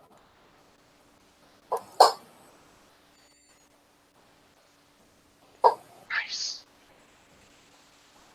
What's Molnox using? Sword, is it D8 or D6? He can't reach that one if he's using. Oh, yeah, he's using spear. Hold on. I'm sorry about that. He's got a D8 spear. Nice. That's enough. It is destroyed. This the glow slowly fades, and yeah. Anybody else doing anything? The mute can slap. If I attack a turned one, will it stop being turned, or is it going to continue to be turned? I don't know. But what I do know. Let's find out.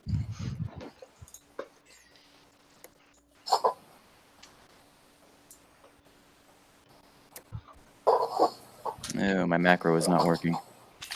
Son of a biscuit. Here we go. Oh, Ooh, nice. Fucking A. Wait, how do you have +8? Did it say +8? Yeah, 10 it plus says 8. 10 plus 8 plus 3. But they, Right. it's like, because he's doing advantage. So two-handed weapons in my game give you advantage. And so it's automatically taking the higher. I see that. Yeah, nice. So what happens to this moss-covered sapling? He takes a hit from the end of that hammer, Lucerne hammer, and it looked like nothing happens at first, and then some brain matter starts dribbling out his nose, and he collapses. Nice. Brain matter. So we'll call that whitish reddish pulp out of the nose holes. Do you have 18 strength? Yes. Ooh. All right. I Anybody respect else? the mute.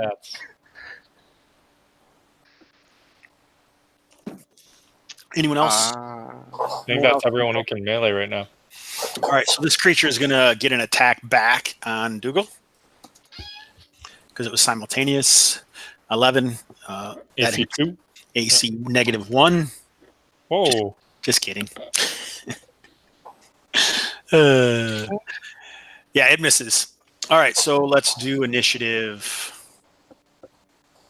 Oh, which creature attacked me, by the way? The one that you killed, because it was simultaneous, so it could get an attack back. That makes Beat that, Hobbs. Ooh. All right, now what do you do? Oh. First movement. Does the turned one move away or? It can't yet. So I'll go first. Oh, yeah, it was simultaneous, wasn't it? Sorry. I'm just going to remove the killed one so we don't get too confused. Everyone shuffle up. You guys can go ahead and do what you're doing. Yeah, we're all shuffling. Oh, yeah, I guess we're movement. All right, after movement is missile fire. If anyone's going to fire a missile. No. Magic. I'm going to maintain my turn. All right, melee. Yes, Who's sir. the dwarf behind Baggio? gonna start with the one directly. Google.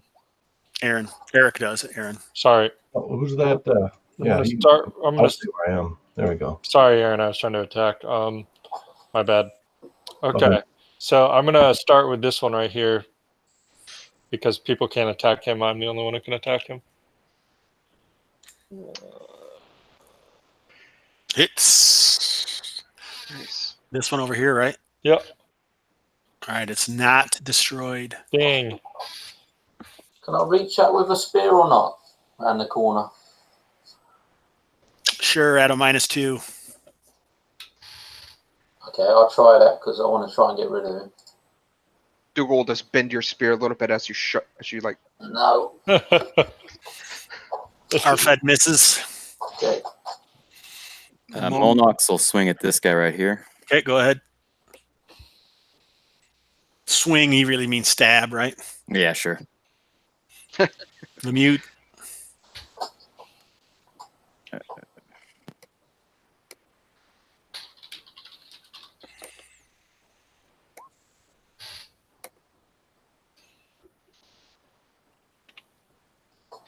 And that's this guy right here. Dude, this guy's a machine. Yeah, fuck. You're coming Instead on of every spending one of all our his time adventures. talking, he's been at the gym. It was worth the 3 intelligence and 5 wisdom. All right, so the mute smashes it, but the Lucerne Hammer doesn't quite destroy this one. Impossible. Yeah. You guys done? Yep. All right, so RFED, Dougal, Molnox, Ertis, and the mute can all attack as this one flees. Okay. Oh, okay, cool. Oh, that's a hit. That's all it takes. He's destroyed. Good, now this one can get in here. Oh, that can he cleave off that attack? No, Okay. because it's a parting shot, so it's an extra shot. It's not during the actual attack run. It's already dead, so you guys can stop rolling. It rolled multiple times for me for some reason. Sure it did. All right, these are on Dougal. Misses. This other one, /R1D3, randomly attacks RFED.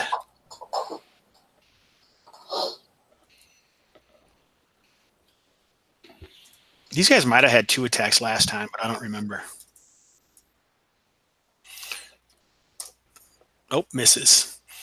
All right, initiative. Go, Don't fail me Cody. now. Good for it. Oh, simultaneous. I'm just going to attack first this time. Dougal. That it's AC 2. That's a miss. No, that's a hit. That's my AC. All right. So these whip-like thorny strands seem to find the niches in Dougal's armor, and he takes 6 points of damage. Jesus. Okay. And the other one, RFED again. Oh, man. Misses. All right, go ahead, guys. I'll step Shuffle here. up. And no, if I did that, this one would get an attack on me. Never mind. Is that right, Hobbs? If I moved here, this guy would get an attack on me. Correct. Yeah, I won't do that. Unless it was a fighting withdrawal where you don't attack. No. So I'll just attack this guy. Or I guess I'm ending my movement. I'm not going to move, is what I'm Yeah. saying. Aradesh, do you want to try to turn again? That would be yeah, magic. That would happen first. So I guess that kind of I- would have happened before they actually got to attack. So, I thought these guys resisted the turn, right? but you're not concentrating any longer because they're No. dead. So Oh, you okay. can try again if you want to. Oh, fuck yeah. All right, didn't work. Yeah. Good. Everything worked out in the end, guys. They're like, Nice. oh, we paid our taxes. Get out of here. Aminar doesn't have time for you. That's right. I just got a feeling that Aradesh wasn't that interested this time. Yeah. Oh, ho, ho, mo. See if it works. So go ahead. Let's attack. Let's go. I was thinking if the mute could go first, we could potentially change All right. targets. Yeah, I'm going to attack the one on this side anyways that no one else can attack. The mute just can't get to anyone else, so he wouldn't be able to. But Dougal could. Yeah, that's how I'm going to start with the one that no one else can hit so he can try and finish. I guess RFED could hit it at a penalty, my bad. But Okay, so you can cleave.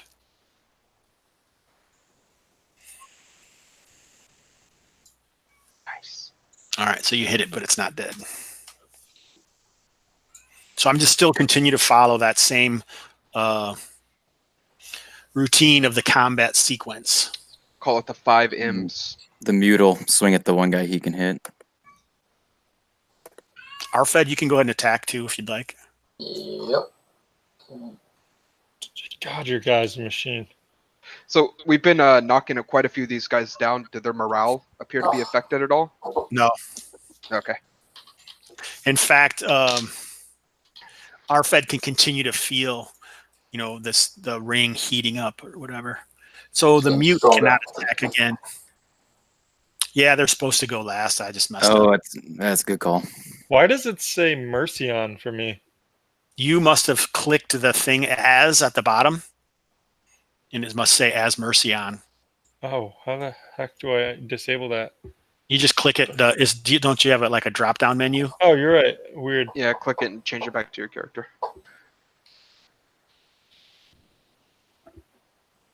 Pretty cool though, because you can actually like RP as the other character or something if you so desired. All right, so RFED, did you go? Yeah, I missed again. Molnax? Molnax, I think, yeah.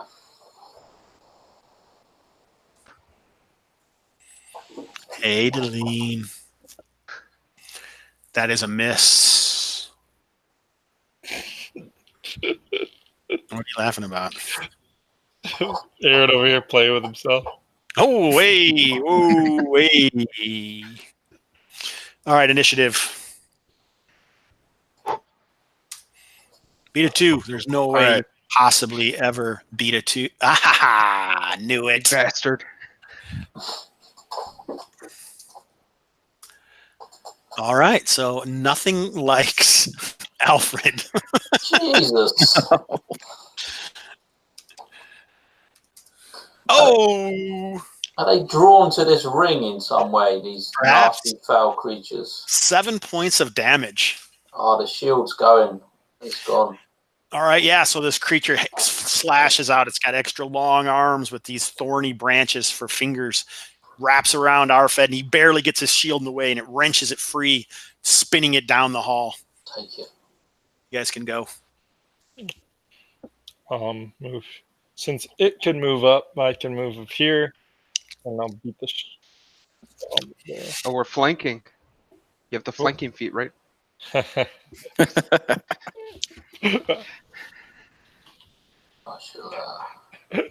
Fucking Cody. JJ's so confused right now. Wait, there are feats in BX? How many people from this group are watching the live stream or on that? Actually, Erik, you usually are, right? yeah, I'm on Yeah, chat. I'm on there. Is that it? Us. It's all us right now. It is all us, yeah. So 3 of us. I guess she'll stay back actually for the mute to move forward, TJ. So that you can get up there and do your 18 strength business. Because you're kind of terrifying and should be at the front. Yeah. It's not that he doesn't have a tongue, it's just his tongue is so muscular, he can't actually move it inside of his tiny mouth. That's what happens when you're just putting in this many gains all day long, doing reps. Right. Dude. Yeah. You guys can attack that are up there. He snorted the powder.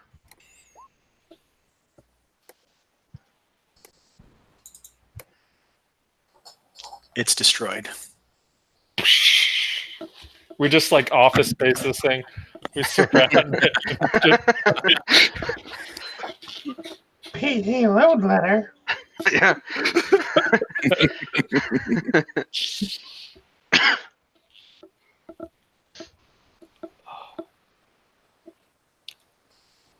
We should get one of these fish and fillet it on our desk. Oh, well, Cody, I'm looking forward to getting TPK'd again by you next. So Yeah, sure. I was telling like Hobbs and Brasco about that game. They're like, dude, Cody just was merciless. He kills so many PCs. Yeah. You guys had every chance to run away. Oh, dude. TJ was like, no. It was 1,000% our fault, and I'm totally okay with that death. I was going down for the team. I'm very happy with the reroll though. Oh Yeah, God, right. your guy is good, dude, and you got free dogs and plate mail, or Yeah. Yeah. like Basically, that's how you win at Barrel Maze. So you traded up. You are out punting your coverage. What? But man, like we totally earned it, Cody, completely. Like I reached out and messed with Gems near Guardians. Like TJ stayed. The only person who like went down without being totally their fault was Colin. All right, so there you go. What do you guys do now? Like I said, that blackish brick red of the corpuscles that have seemed to have grown on those saplings is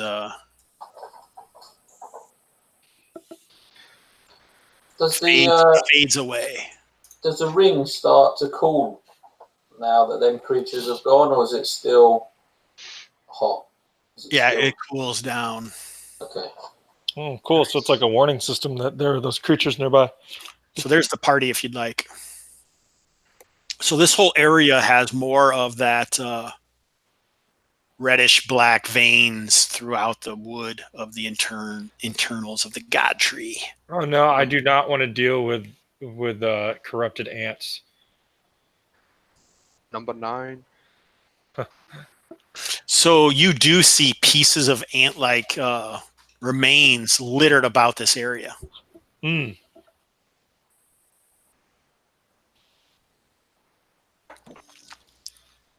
So we're assuming the ants are like the defense for the tree, are we?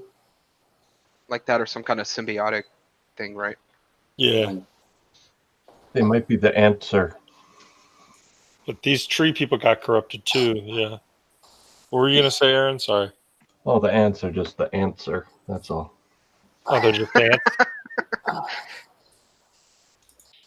Why can't an ant just be an ant, man? Okay. Yeah, so we progress south. Number 9. Number 9. Number 9. Number 9. Play some white. That's gonna get. You're gonna get Cobb's copyright flagged by the Beatles. Yeah. That was under 5 seconds. It's all right. What's that from? I wasn't paying attention. It's the Beatles. The White Album. Oh, you know what it reminded me of? For some reason, it reminded me with the piano in the background. It reminded me of Westworld because it sounded kind of like what Anthony Hopkins or whatever's voice talking in the background with like he was talking to something. I don't know. I know that I'm shit crazy. It's all right. No, that's legit. Yeah, Doesn't apply to this adventure, thank you. of course not. Don't break Not my yet. immersion. So have we seen or heard anything different once we've kind of come to this corner? No. Like I see, there's quite a few remains lying about, but that's it.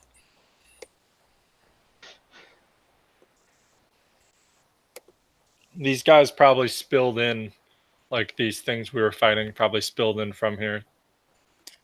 Yeah, can we be tell the on guard. footprints or? Yeah, there like you can see like all around there's stuff that's moved through here. And like I say, there's remains. So it looks like battles have taken place. There's bits of wood from these sapling creatures with dead moss on them, but you know, that's it. It looks like there's battles have been going on. There's like streaks and scratch marks along the insides of the tree. Are there still signs of the disease stuff as we Yes, move for along? sure. Okay. Yeah, Okay. and even like now, it's just not the veins. There's actually like blackish, reddish moss growing on the inside of the tree.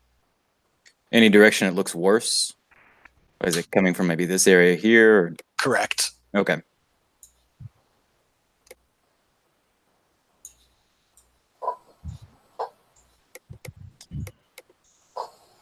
Hits. Do we want to do a perimeter sweep of this area real quick to make sure we don't get any, just in case nothing can circle behind us? Yeah, that's a good idea. So it looks like probably just an alcove here. And reverse over there. Yeah.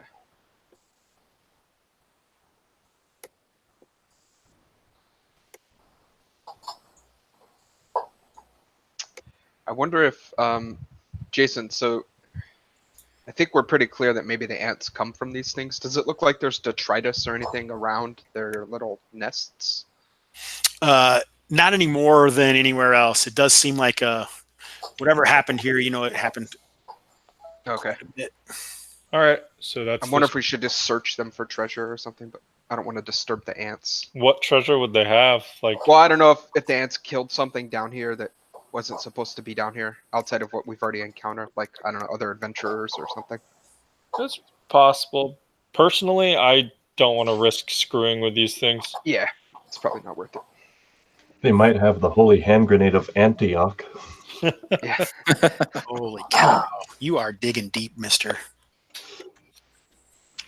All right, so in we go. Yeah, let's do it.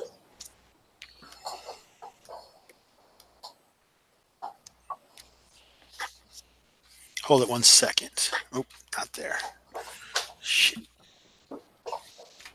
So I'm going madly through books.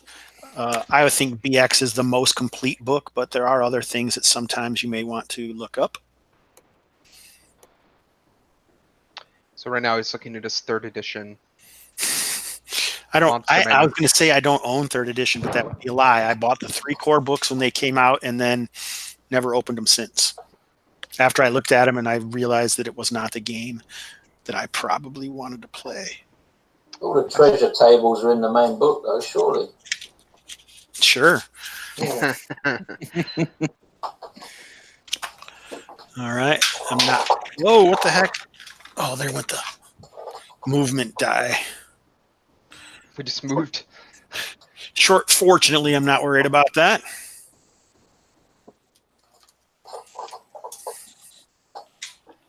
Oh, I remember where this is. Give me 1 second. I knew I had written this, but I lost track of it. Let me see here.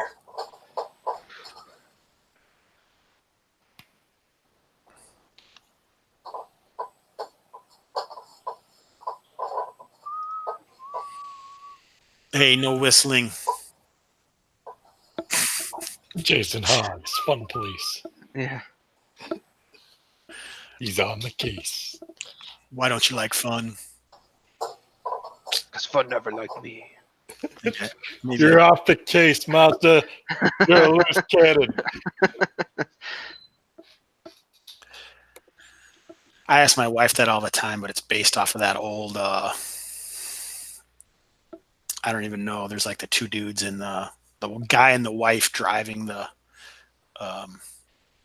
cart or something. It was for like. This is a terrible story. I don't even remember what it was. So from. obscure, yeah. Yeah, but they're like, I think it was for like Verizon or Comcast or something, and he's like driving some. Why don't you like fun? Yeah, I don't know. That's terrible. Look up why don't you like fun, and I'm almost positive it's going to show up. All right, let's see. No, it just says, why don't you like me? That's unfortunate. Many reasons. Oh, yeah, it's Comcast. The Slow Skis turtle commercial. The slow skis, they're turtles, exactly. Yeah. God, I'm so good. So fucking good, dude. It's not easy being this good, people. Man, I've got prospects. Welcome to Mr. Hobbs' Neighborhood, sponsored by Comcast. Yeah. Man, if we're sponsored by Comcast now, can they fix my internet? No. I'm sorry. If you have Comcast, I am sorry. It's so bad. They are. I do have Comcast. Yeah, we don't have many options in Northern Illinois, do we? Nope. You guys don't have cocks out there? What? Whoa! Yeah. Easy. We got large cocks around here. Look, there's a rooster next door. All right. Only cockatrices. And they're Rich, nuggets. Rich Frazier's out there. Yeah. Throwing nuggets at your front door. That's such a terrible name. Cockroaches It's so nuggets. great. I think it's good. It's so good. I think it's pretty good. I think that he and Salzwedel should get together, though. Yeah, what happened to Saul Sweet, man? He's around. The shock of killing Gabriel. I thought he didn't actually die. Did he? He did. Oh, from that? Yeah, he hit him twice. So That's great. why it was so funny, because he didn't learn from his mistake the first time, and then he killed Did he Gabriel. shoot into melee or something? Yeah, he shot in melee, hit Gabriel. Gabriel's like, what the hell? He's like, oh, the chances of that happening aren't too high. Again, shoots Gabriel again, kills his character. Who survived like the deeps with us and stuff, like the session with the worms underground and the semi liches, and then he gets shot by a 13-year-old street urchin girl. Well, that's the thing, man. He couldn't act like he was dead. Oh, so good. Was that the other game? The what's it called? No, it was Kalmatta. Oh, was it? Yep. Lost in Agata. Yeah. Baby. Got it. Maybe. Yeah. All right, so here we go. I'm ready now.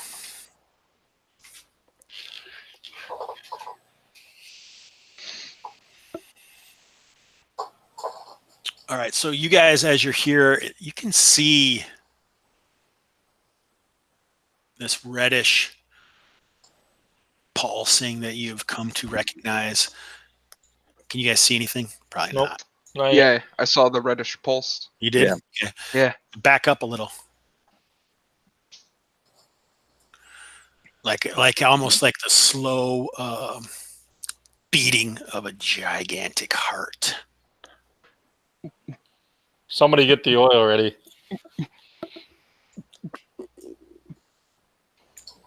Oh no. Massage time?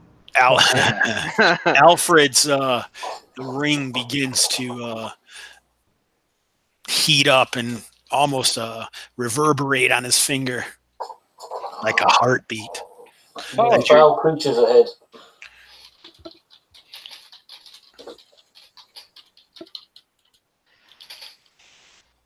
I don't actually have any oil, so We might as well bring the characters up, I suppose.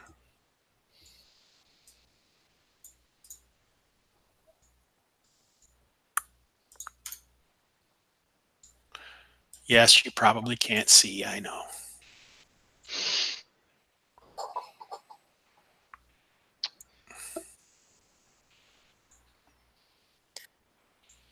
looks like our wizards are armoring themselves.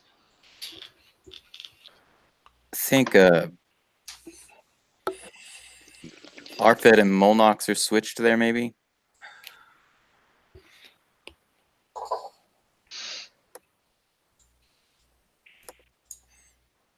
There we go. Like occasional streaks of reddish black energy kind of pulses along the walls around you. Okay, so sounds like it's probably the heart of the tree, and it's been corrupted. But if we kill the heart, we might kill the tree. So let's go check it out, I guess.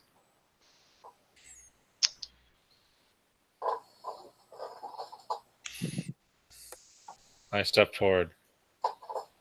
5 feet, slowly. I can't move out of the torch range, so we have to shuffle if we're in formation like this. Everyone shuffle. Should make a dance called the dungeon shuffle, where you just scoot forward 5 feet at a time. Oh, there's something big.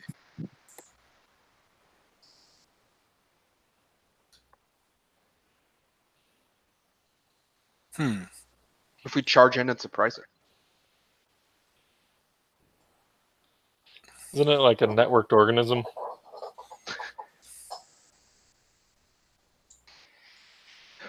So just on the edge of the torchlight flickering from that light, and like I mentioned, this malevolent glow is some creature of tumescent, some tumescent and some turgid vine and moss. Does it make a keening sound? Makes a keening sound beyond. Oh Lord, that is scary.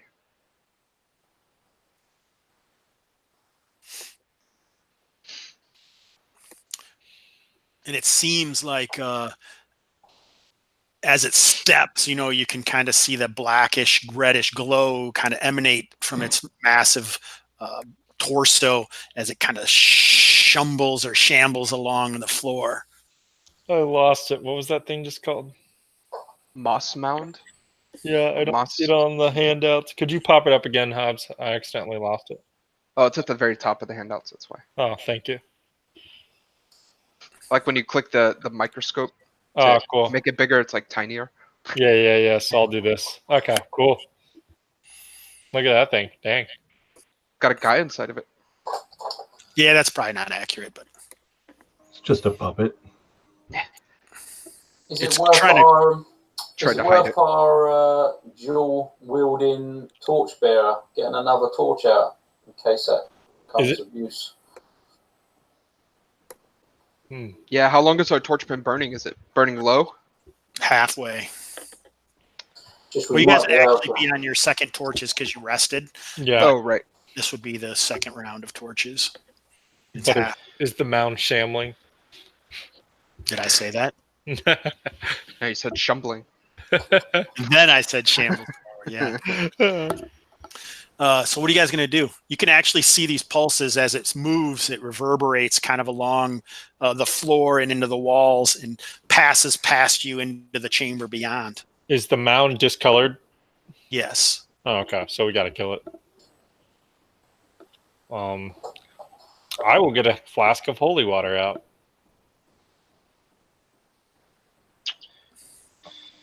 If he can turn these things, holy water. Yeah, I'm gonna probably try. will. Anybody else want a flask? I've got like 5. I bought them for the Tomb of the Undead King. Is it initiative, Jason? Sure. Okay. Yeah. If you want to toss a flask back, I could. Oh, you're in the very back. I'll put it in my slingshot. Just-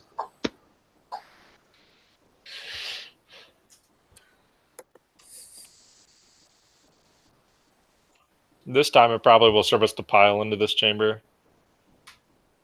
Monster of death. Oh, oh no. I just want to Everybody- set the mood properly. Yeah. Make sure we understand what's happening. As long as everyone understands the stakes. Have they ever been higher? Are they medium rare? Correct. All right. So what you guys are moving in and you can see this creature. Oh, let me see here. It won initiative, right? Yeah. Yeah. So that keening increases in sound and it steps forward a little bit. Holy shit. Its body kind of shifts around that pillar. So the pillar has almost been absorbed by the body as it moves forward, and it reaches out with one fist. And as it moves forward, you can see that thing reverberate, and it lets out a high-pitched keening sound. Just get up yourself. Oh shit. This is More of bad. these creatures move forward. At the end of the keen, as like when it moved forward, that reverberation swept across the floor and along the walls and ceilings of the hole. You're gonna love this, Erik. You're not calling, but still.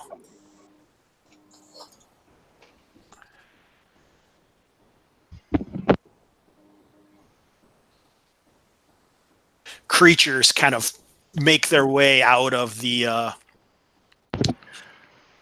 those round appendages, or those globs that look like hives almost. You can see these malevolent creatures covered in this blackish moss. Did you see what I'm talking about, Cody? Oh shit! Behind us. That's fine. Better hope Arcadavidar is on your side, bud. I got it, baby. We'll beat them with the law books. All right, let me see here. He's put us in a very dangerous situation. Oh shoot! I'm in a tight spot. All right, so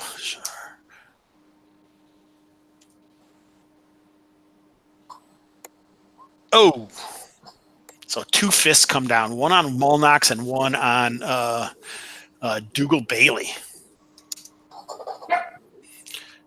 So the first 2, it would be Molnox, and the second 2 would be Dougal. He's got 4 fists. No, but they each do 2d6. So 4 points on Molnox and 7 points on Dougal. 0 points on Dougal as I bring my shield up, and it shatters. All right, so it looks like Molnox survives, though. Pretty impressive. Yeah, he'll take the 4 and save the shield for the next one. Yeah, Molnox can't sacrifice his shield. Oh, that's right. That's right. But this other creature up there can attack. The whip-like hand slashes down toward Molnox. Oh, misses. This is where we need a powerful wizard on our side. He's been saving all of his stuff, waiting. All right, so movement. Do we consider trying to funnel these in the corridor? There's guys behind us now. How many are behind us? Can you tell? At least I see one. I could probably I could take this guy. Well, Margaret can help you as well. Movement. My concern with that, RFED, is that, yeah, we'd all have to, and we'd have to withdraw, because I personally don't want to risk a full retreat when this thing is in attack range with me. Oh, no, not a full retreat, just like a back step, so we can... So, all right. So I'll shift over. You can't turn and move, though.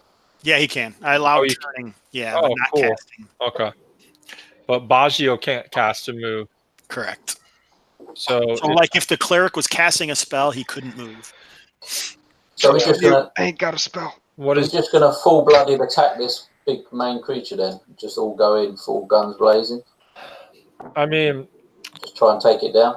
my concern is that if we run, it'll leave our... It'll, like, 1, we don't know how many of these things spawn behind us. 2, like, Aaron won't be able to cast while we're running. No. So what do you think, Aaron? Well, first I was curious, Hobbs, do we see eyes on the big green moss man?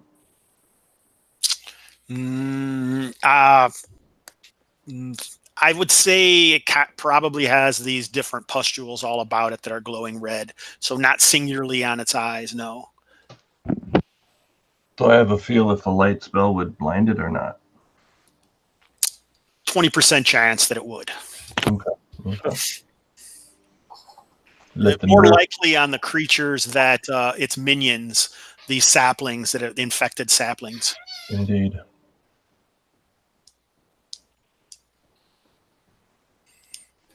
Okay. Well, Baggio could throw down a web on that one that Aradesh is trying to turn. Why don't you just web the big one? Because I have to be within 10 feet. What about a whole person? Doesn't look like a person to me. But there's a person in it. Oh, does it have this whole person have to be Mannequin, man. right? This whole monster. Needs that.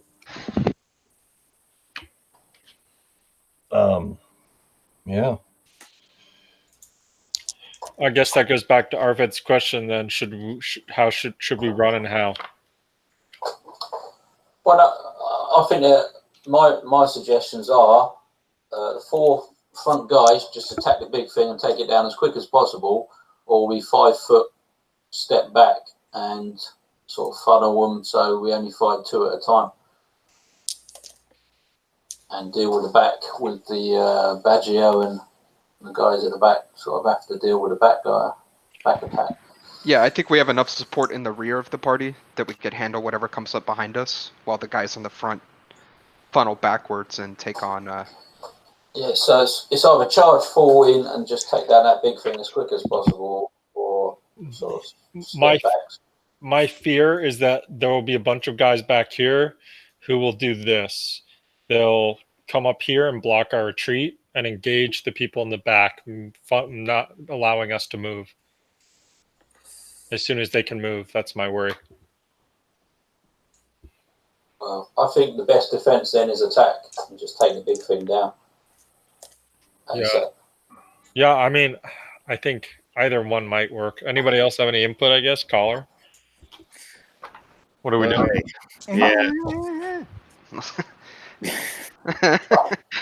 Yeah, I think we just attack.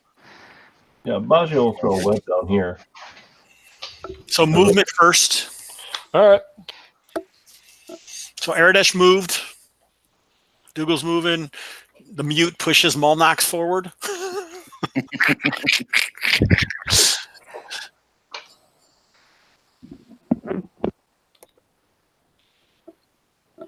So if we can all attack that one target, then just Oh, so even Therm is moving towards the front. Gosh, I got to pee again. This is so exciting.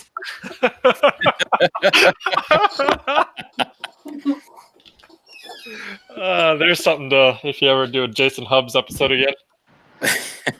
So exciting, Hubs. I gotta pee. Just got to do the laugh while you play like an audio stream of pee.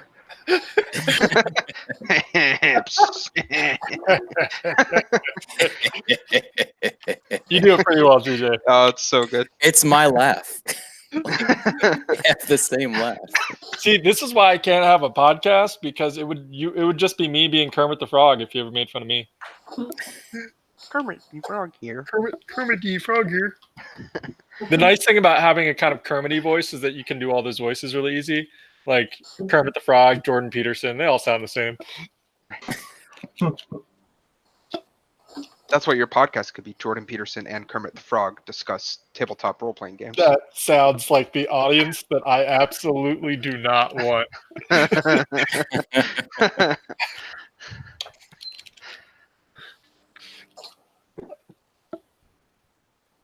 I feel like me and Baggio have the same hairstyle. You guys do. Did I miss any good jokes? I highly doubt that, but Good jokes? No. At your expense? Yes. good.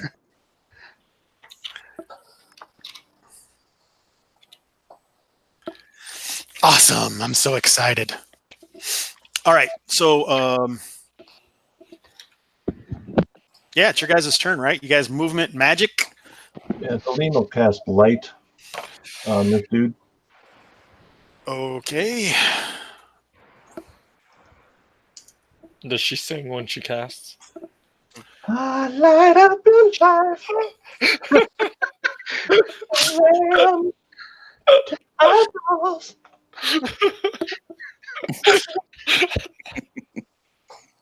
So good. Oh, beautiful. Tears in my eyes. We have to do this at GaryCon next year. Kalmatta Live and Aaron has to sing. So I'm only going to go to GaryCon one day. The rest of that week is going to be the ShadowCon. Yeah, Hobbs is throwing a shadow con. Yeah. Partisan con. All right. Is Baggio or Aradesh doing anything? I'm going to turn. And Baggio will just Help myself. Help the group.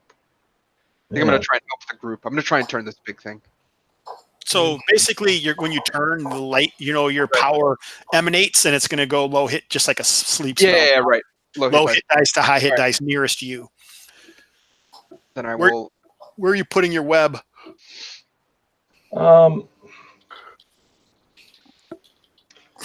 He was potentially changing his mind and maybe going to cast a sleep spell. Well, Where is that going to be located? is that going to affect them though?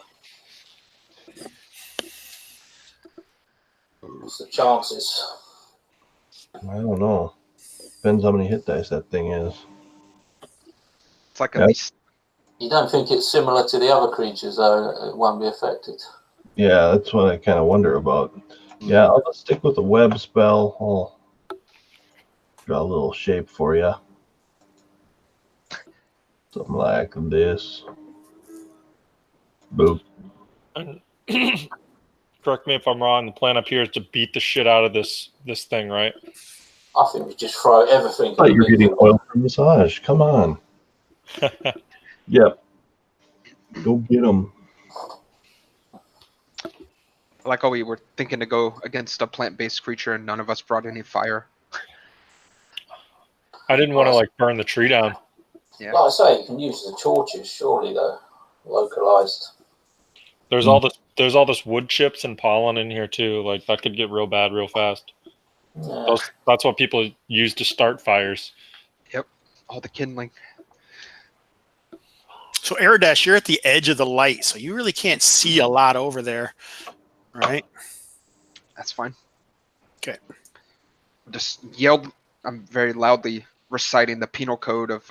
So you can see Sentinel. that the light flashes out to either direction of Arkin, and you can feel the power of Animar, the lawgiver. And he rips one because he can't control his sphincter muscles. Right. Oh God, this is getting so bad. Gamer friendly, kids. All right. So that was magic. Melee. I forgot missiles. I'm sorry. I'm throwing a holy water vial at it. Baggio or Dougal is? Yeah, he did get that ready. So it's so huge that you would have to roll 1 or 2 to miss. Go ahead. You tried. I almost said 1, 2, or 3, but I didn't. So it hits. So splashes onto it. The keening increases in sound, almost bursting your eardrums. Can you give us a sample of what that?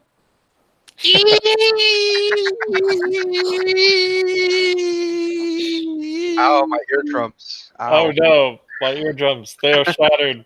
How could you? Your mockery cuts deep, sir. No, it doesn't. All right. That was missiles. Anybody else missiling? Actually, Margrim, I'll fire at that webbed guy at the back just to try and get rid of him. No, missed.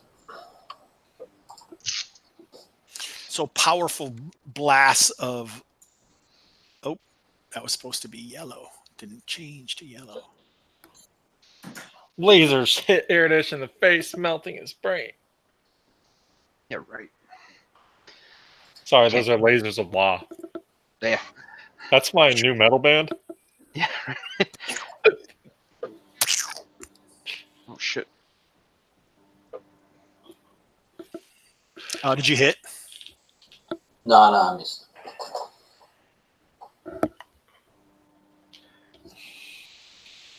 All right. Is that it? Now is it melees? Yep. Go ahead, melees. Come on. First is for the door, second is for the lady. Lady hits. Well, AC2, I assume she hits. Hits. It's massive. So it's just like poking a stick into a massive pile of hay. Maybe there's a little more turgidity, but bloated tumescence spills out with a horrible odor. Oh, and Dougal gets his other shield out too.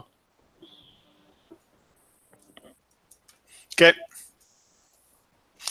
Anyone else attacking? Oh, that was Molnox misses. Oh, shit. 2 points in. Oh. Shit. The mute whacks at a good one. Holy crap. Dude, your guy is a beast. That advantage.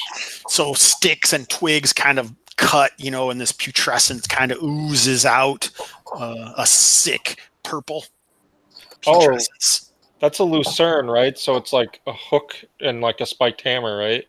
Yeah. Cool. Has our dwarf friend got a spear as well? Yeah, he already attacked. Ah, cool. Did RFED attack? Yeah, I assume armor class 9 is not good enough. That misses barely. It's difficult to miss, but RFED could do it. He actually hits. It just doesn't break anything. The telling blow. Let's see. How much did I do with the holy water? Was it 5? Yeah. Okay. Is that everyone? Yeah, it looks like it. So it's time for initiative. You can do it, Hey, Cody. yellow stuff on Aradesh.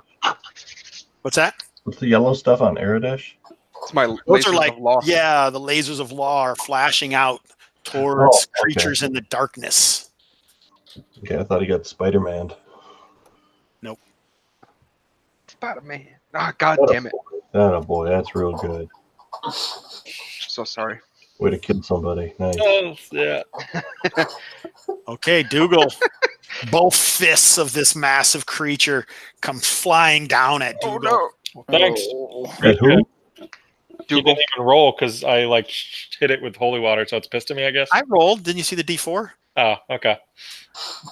I was like, well, Hobbs does hate me. That hits AC 0. What the fuck? Ugh. So both of these things strike. Okay, at Holy once? shit, its Daco is 13. At once? Are you blocking any of these? Every single fucking one I can. Only one, because there's 2 different attacks. So you could either do the first 2 dice or the second 2 dice. Well, I think I'll choose the second 2 dice. All right, yeah. So basically, these fists come down, and they're so huge that Dougal is engulfed in this thing, and you can hear like his shield just scrunch into pieces. So you only take 8 points of damage, but Dougal seems to be drawn into the creature. What the fuck? Oh, well, I'm dead. Nope, you're still alive. I mean, I'm about to die next round when like, you know. Yeah, because I'm at 3 hit points and it sucked me in. I'm fucked. So now there is a guy inside of it. So if we cast Hold Person, the beast will be held, right? Jesus. And if you attack it now, it's just going to kill me. So now that skull thing or the face that you can Yeah, see is now it's Dougal's. real. Yeah. He's trying to break free. Oh, shit. Let me see what happens here. Does it do automatic damage to me? No, it doesn't seem like you're attacked by it, but the inner moss and stuff is like filling your orify, so it's difficult to breathe. Gross. And fart. Well, I think I'm dead next round, guys. So we need a good initiative roll after this. Yeah, I'm at 3 HP, so we need to win initiative. All right, so Yeah, I got it. this blind dude here. 1, 2, 3, 4, 5, 6. All right, he kind of wanders off, so you guys can attack. Right, That would be the mute and Molnox. And characters with spears, right? Yep, and characters with spears, but not Urtus. Dwarf. Yes. Oh, God. he's- Molnox hits.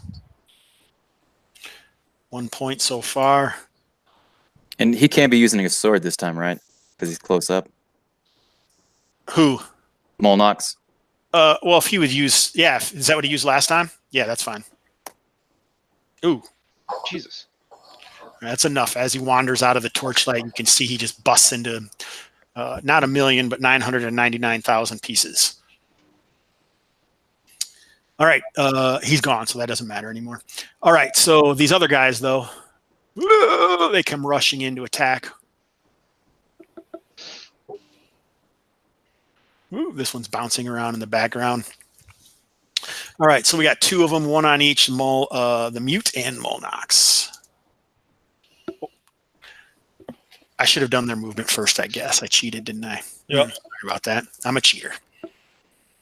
All right, and this other one attacks Urtus or RFED.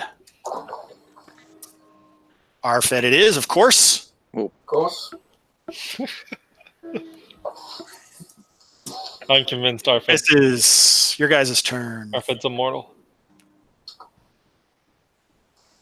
Right, let's open a can of whoop ass on this thing. Can I try to escape on my turn? Like you could maybe draw a dagger and try and cut your way out. Hell no, I'm going to burst holy water inside this thing. I've got 4 more vials. I doubt you'd be able to get into your backpack and. They're like on my side. I said I got them out earlier because I was going to give them to people. Okay, so we'll say you have them smashed in your pocket. I don't care. That's I fine. was going to have them in like my side, like satchels, like my hip belt stuff, or my daggers are. All right, But so if roll. they're in my backpack. Fanny That's pack? fine. I can take time to get out of my backpack. No, that's fine. You're basically almost can't hardly move inside of it because it's so close. It's not attacking you, but it's just size. Because it's now that you realize that it's not really walking on legs. It's just kind of shambling forward, mostly keeping its anthropomorphic shape. But other than that, it's not. So you already had one of them inside of it. So and you busted another one. So you can roll 2d8 this round. Oh, yeah. Okay. If you want me to just say that I get a dagger out of my belt, I No. can do that too. Okay. No, I like that. I mean, it sounds good to me. Ooh, so 10 points of damage.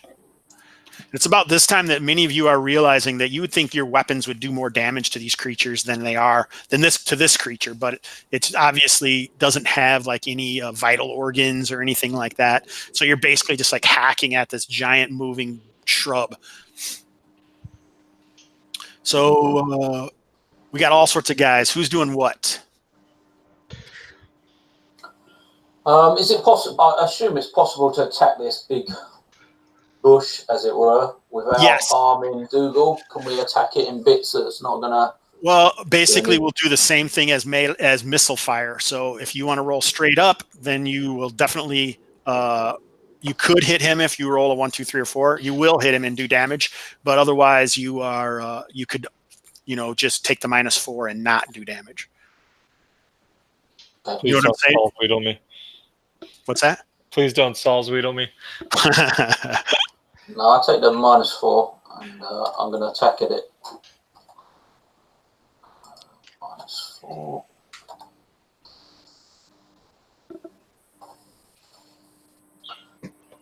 Okay, that hits. Cool. Was Molnox's attack used up by attacking that one guy? Nope, because it fled. Who's Molnox? Who's Molnox attacking? He's still attacking this thing. The large creature with a -4. How much did he do? Ooh. What the? Nice. And the mute will attack the large creature too.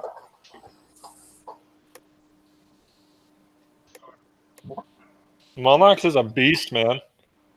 Not a beast man, but a beast. He's a beast man. Kill him. All right. No. I just like to think he keeps that same expression as his token, as he's just like completely Good murderizing these shit. fucking things. And that was with the -4. Yep, I got you. He hits. Does some damage. Doesn't hurt. Is anyone else attacking him? So that's 17. So You got Urtus. Therm did 1 point of damage. Okay. Urtus. Urtus missed. Is that everyone? All right. What about on the other side? Aradesh, are you going to keep this going or? Yeah, I'm gonna maintain my. Okay. What about Baggio or Margram?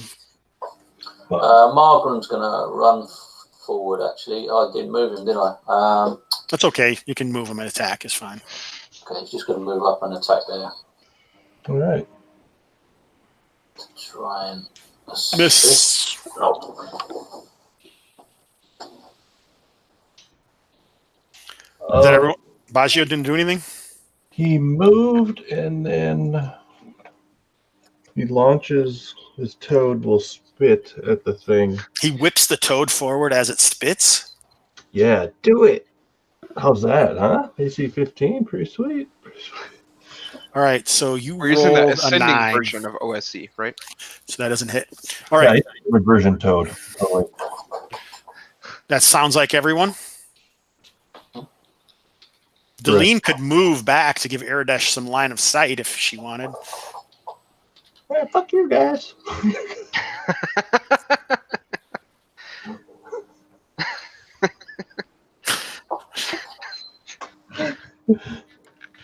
You're my hero, Aradesh. All right, Just reading the penal code. sounds like everybody. the keening has grown louder, and the pulses are more aggravated and beating faster as the light flashes along the veins of the tree.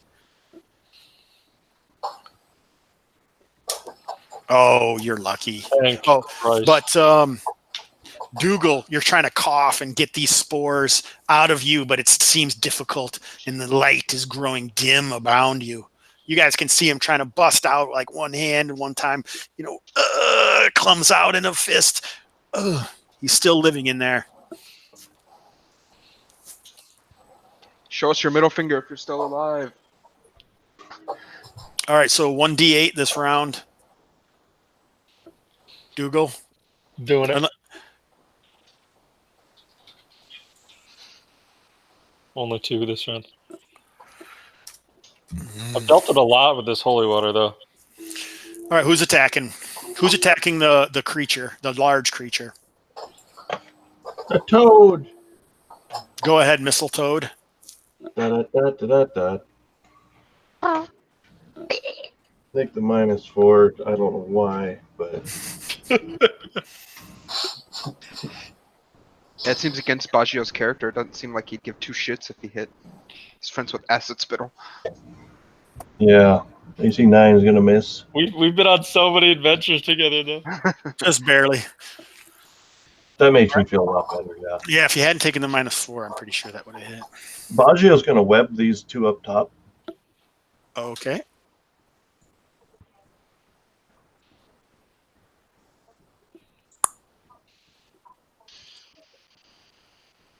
So do I just like keep struggling to get out then? Is that how this works? You could break another vial if you want. Yeah, okay. If that's, yeah. I've got 2 left, but we'll say I should only have 1 more on my belt. The rest will be in my backpack. I have 3 left. What's the D6 from Baj? Oh, that was turns that they're webbed. It's me trying to recoup the spell and failing. Okay, that's right. I forgot. I'll burst my final flask that I had at. Is anyone else attacking? The mute. I get attacking, boys. Do we think we've got a chance of breaking Dougal out if we try to sort of assist him rather than attack it, or? Probably attacking is the only way, as it shifts around as the creature moves back and forth. Okay, I shall attack it then.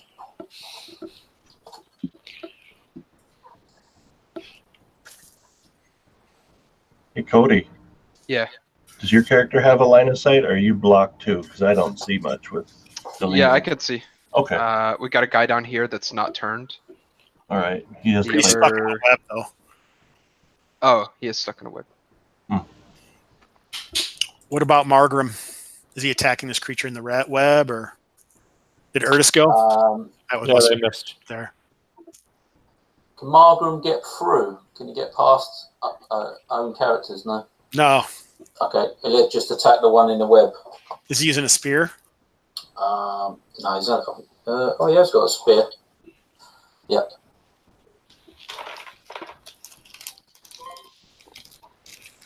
Does he still need to roll to hit the one in the web? Yes. Yep. Okay, that hits. Okay. 2 damage. All right, so as all this stuff happens, one side of the creature just kind of boils away like from acid, and Dougal Bailey falls to the ground, choking up this malevolent tumescent moss of purple putrescence. And the moss and stuff falls away from these 2 creatures here, and they begin attacking the mound itself, raking with their claws. Oh, we freed it from the control. As it's destroyed. Nice.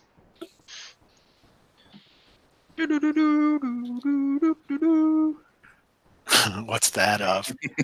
Final Fantasy. Final Fantasy victory music. Nice. Thank you for saving me, TJ. Glad I could do it.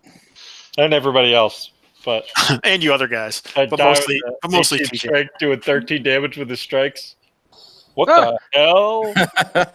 Okay, And then the tree attacked. that would just be kicking a man while he's down. Yeah. So after that falls away, this is what they look like underneath as their whip-like things are just destroying this what's left of this shambling mound. Nice. I assume I'm just on the ground coughing up all the moss I swallowed. Yeah, it's dead. This is just fluff. Yeah, but I still got mouse in my lungs. I'm keeping my lasers out. There's nothing left to turn. Did These Jace, other do these, creatures also change. do What's that? these, I was going to say, do these creatures, now they've changed back to their original form, do they look intelligent enough to notice that we're sort of trying to help them, or do they seem aggressive towards us, do you think? They don't seem aggressive. Ah, cool.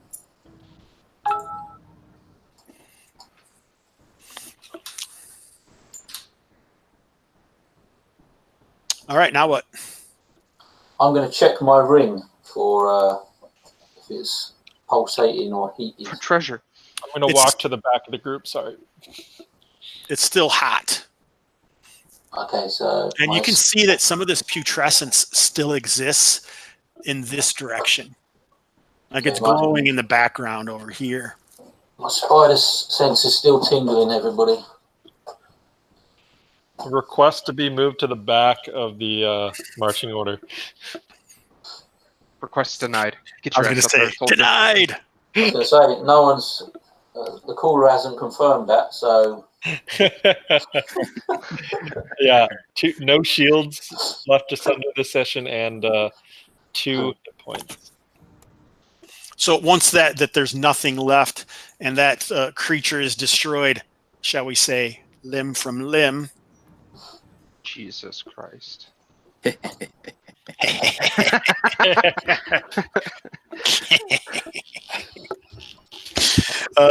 You can just move the other token now. Can you move it? No. Oh, well, that's weird. Nothing. That's why I love these deadly games, man, because I was scared shitless the entire time that my dude was going to die.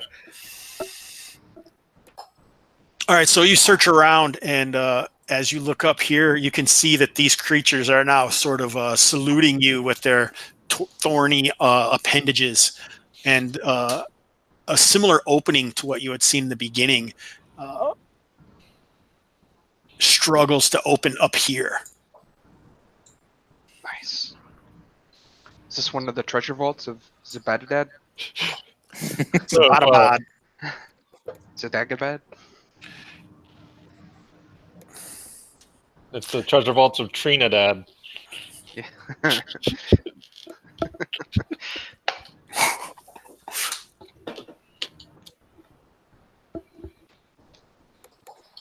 Are these creatures coming with us? Or are No, staying they behind? just kind of stop back there. It seems like, you can still see some of this pulsating issue. Oh. It's saying, hey, will you guys finish this? We're going to sit back here. Lazy. It's like 10:51. Come on. They're like me last night with my neighbors. Right. It's 1 o'clock in the morning. Come on. So this green is this is how infected this whole area is. That it's like fossilized the internal structure of it used to be kind of cave-like and a living wooden organism. Now it's all obviously dead and completely fossilized by this weird malevolent issue. Okay, so the first thing I'm going to do is take out my 2 remaining holy vials, and I'll give one to the mute, and I'll give one to RFED. Okay. Cool. Thank you. Then I'll walk to the back. Does this look dangerous here, guys?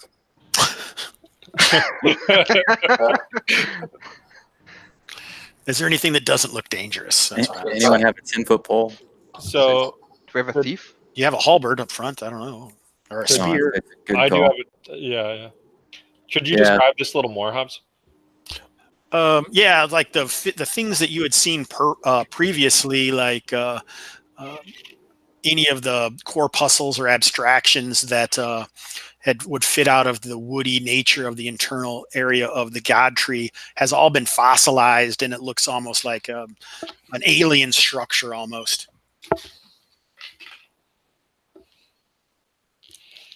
All right.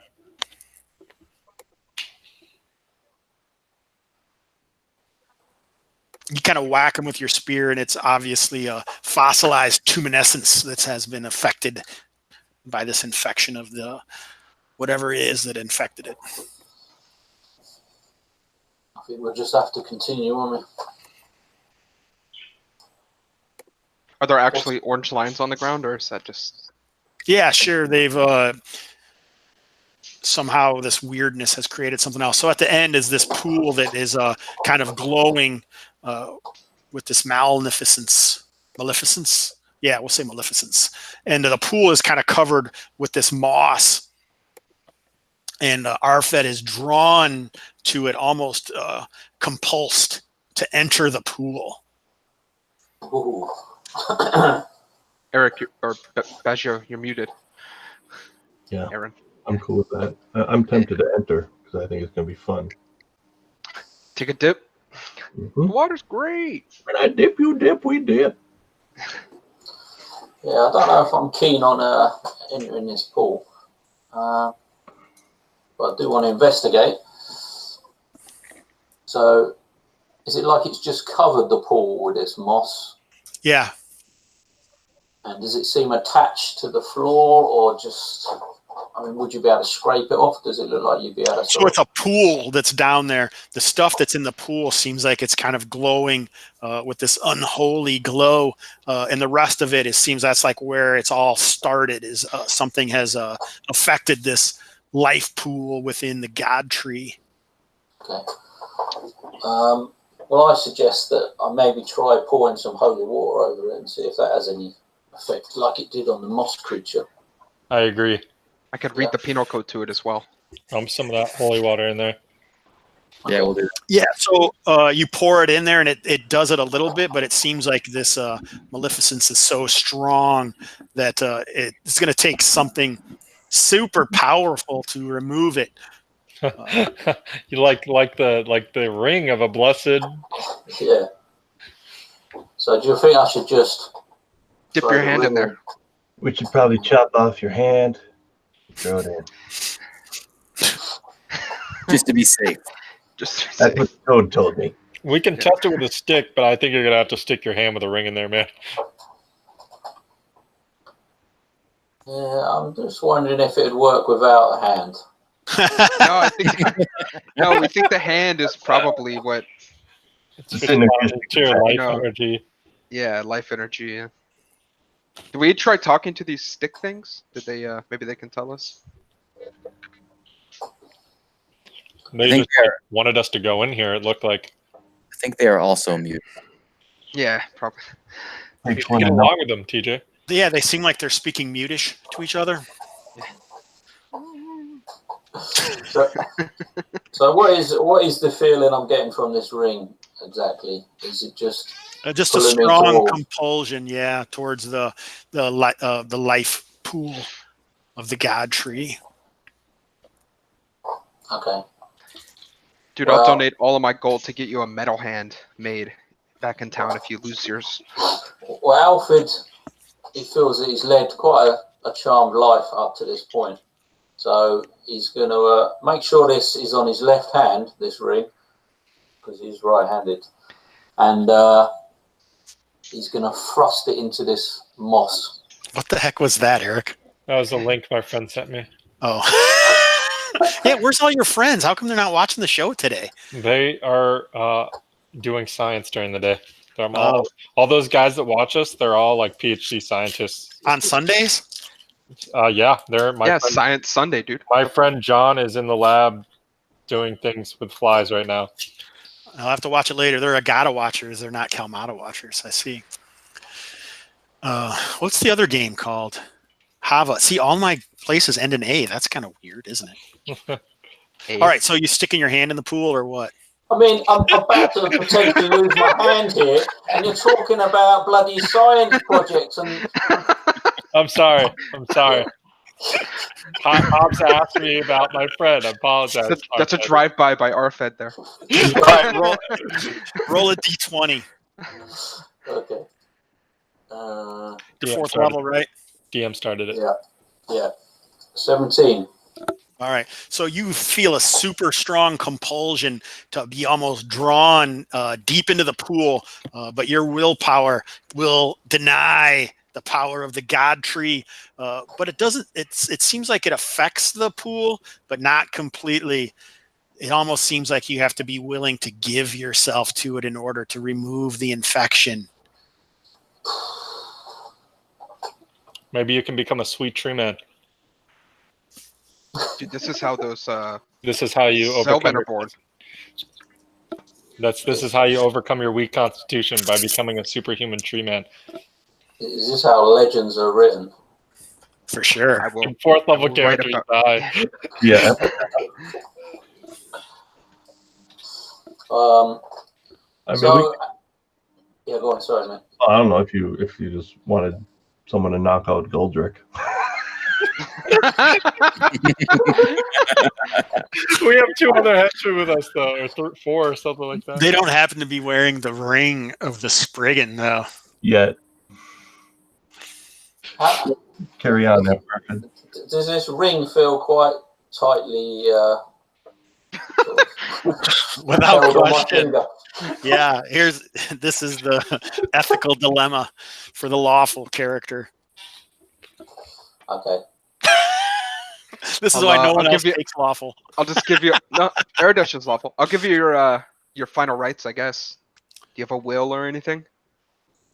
I'll just remove my backpack and any items of like worth, and right. and I'm just going to step forward. I'm not going to say anything. I'm just going to step forward, Whoa, I'll be like, you don't have to do this, man. and I just won't listen, and I'll just step forward into this moss stuff. Dang. Do you see that, Arfed? No. What am I looking at? Oh, sorry. You see it This now? picture. I can see Yeah. the picture. Yeah. Yeah, so Arfed disappears beneath. It looks like it was a clear, all the moss goes away and it seems clear, but you cannot see Arfed in the pool at all. But Arfed, you can hear, like, you see this image, which seems like a much, it doesn't seem aggressive or hostile in any way. And you have this beautiful feeling like you've stepped into a heaven itself. Even the birds seem louder and more musical.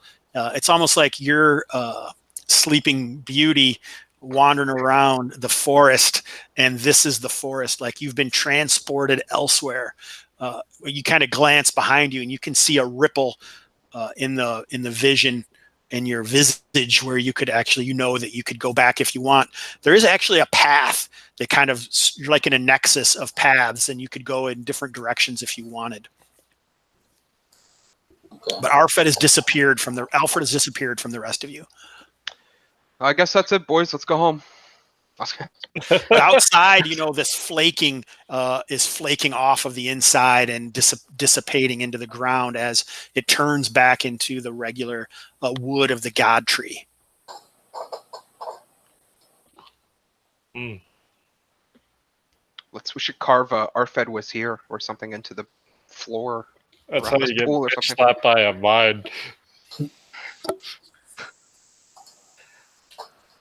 Yeah. Arcade was here. Take a selfie with the pool. Yeah. How deep does the pool appear to be? Can you see bottom? It only looks like it's a couple feet deep, but when he walked into it, he could walk completely and submerge himself. The mute's gonna lay down on his stomach and reach in with both hands and just feel around, even though he can't see anything. All right, so he doesn't feel the bottom.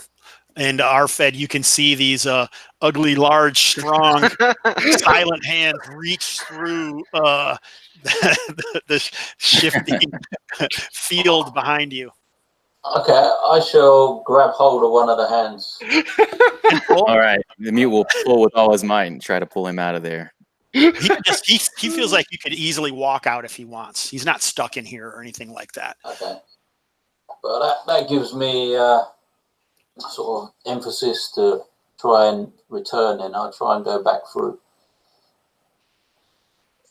All right, so everyone in here, you can feel like there is, you guys get your own rings of the Spriggan, which act as rings of protection +1.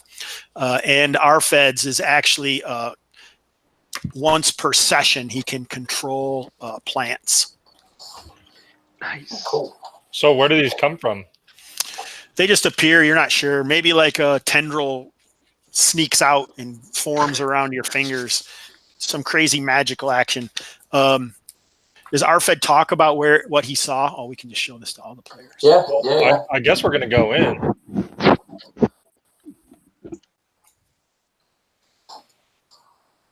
Now that we know he's not dead.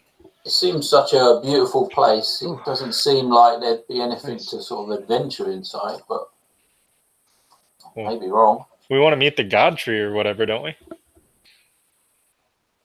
Wow, that's really cool, man. So one of the, you don't even have to roll for this, but one of the thoughts of thinking of the creation of the world or the place that the characters live in is this belief that there are sub-dimensions or warrens or holds that are controlled by a throne. And Baggio believes that this other place is likely the primeval, the primordial, the nature hold. Nature hole. Hold.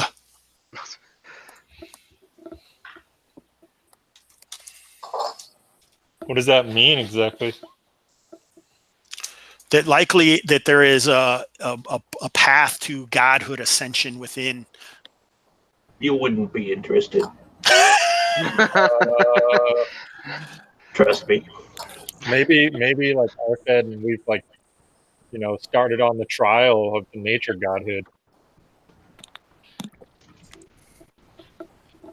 Any of you guys could enter, though, you believe. So it's the feral warren or the hold of nature. It could be dangerous if you got off the path, but you could also use it to traverse to other locations, likely. Right.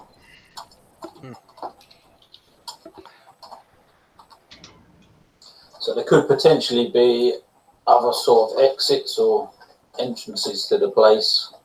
Yes. Cool. Nice. So could we use this to get somewhere on the far side of the island easily? Or anywhere. Possibly. It wouldn't necessarily be easy because who really knows what's in here, because there is talk of having to conquer the warren in order to gain the seat of power or the throne. Sounds like a dope quest for RFED, Warden of the Tree and Ranger of Kalmatta. That's right. He's going to get 2 hit dice per level now. So all of you guys have rings of the Spriggan, but his is more powerful. Ring of the Super Spriggan. The Sprigganite. Oh, cool. I call it Ring of the God Tree. Ring of the Spriggan. You could call it Ring of the God Tree. I don't care. Does Goldrick have a ring of the Spriggan? Apparently. What is so it's protection +1. Is that +1 on saves or? And AC. What? Heck Shia. yeah. It's my first magic item. Wow. Shia. I think that's my first magic item in all of Kalmatta.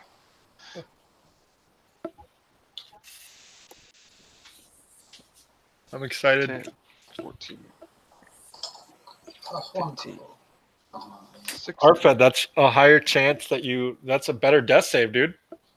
Yeah. You're invincible.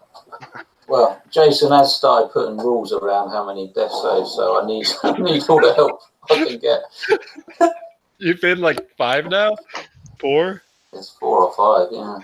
Well, then the whole reason we went to death saves is because we chose that, right? It used to be you had like 3, right? 3, yeah, they were death And then boxes. that was it. Yeah, death boxes. Yeah. And then the we last went one to you were death dead, saves. so really you only had 2. Yeah. So then we went to death saves. I thought So- I was just talking about making it so like you get cumulatively worse at it though. You get minuses to your rolls. Bullshit. Yeah. That's bullshit. Yeah, I think at one point it was supposed to be your constitution gets lower. So that would make it more difficult, but So are we making a note of this location for further adventure and heading back? Yeah, probably. I mean, it's 11:08. Yeah. Yeah, that's cool. Could all climb in there and just go to the barrel maze if you want. It leads to Bogtown. Let's go in there and get to Agata, guys. Gotta. get it got. Well, we have Those access to a idle tendencies. teleporter now. That's cool. That's pretty neat. All right, you're going straight back. Yes. That's really funny that our characters have these rings, but like, and so do these henchmen, but the other players won't. Why? Well, I guess anyone can walk in there. And Yeah, I but guess- you guys were gifted them for solving the quest or whatever. yeah. All right, so because you didn't get any XP for, you got almost no treasure, and you got no XP for exploration, right? Yep. But I will give everyone. Seems a little weird, but I was thinking, yeah, this is what I'll do. So everyone will get 500 XP. So so you survive. So I guess it would be a total of 600 XP per level. Oh shit. Per level. Yeah. Yep. Oh my god. I'm halfway to level 2. Because you solved this quest. And I don't have a ton of them. This would be the second one of all time in over 120 sessions, probably. I've been here for Wow. about Didn't you say session 35 when we started or something? I was This wondering is about 34 of the streamed sessions. Oh, okay. How many Got it. Kalmatta games did we play? Yeah, Or a any shit ton. streaming? Yeah, a bunch. Yeah, a bunch. Ooh, I'm getting close to 5th level. All right, so does anyone want to carouse? Aaron, No. Cody, I don't have any gold. RFED, No, I've pushed my luck today. Once TJ, again. No, not gonna be. Erik? Does the ring give me a bonus on carousing? No. Okay, no. Maybe I should make a carousal bonus item. That would be fun. I don't know what it would be.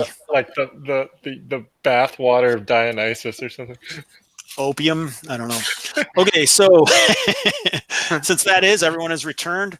I guess I don't really know how else to explain what that was, but some crazy adventure that started with a random roll of finding this location, I guess. And then it all leads from there. JJ, I hope this helped you understand how to play old school Essentials. I kind of doubt it, but that's something.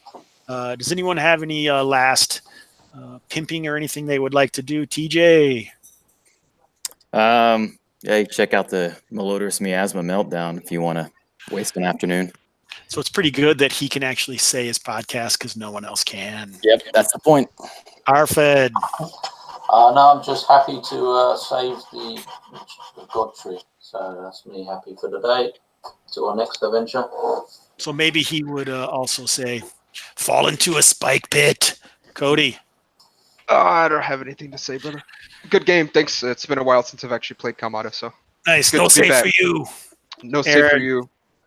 No, it's fun. Thank Nothing. you. That was an Aaron, not an Erik. Oh, Aaron. sorry. Yeah, wait your turn. I'm good. Thank you. So Aaron Coleman will be at Gen Con if you'd like any Kalmatta signatures on anything like your Treasure Vaults of Zadabad. You can find him. He is the brick shite house wandering around without a beard though, dude.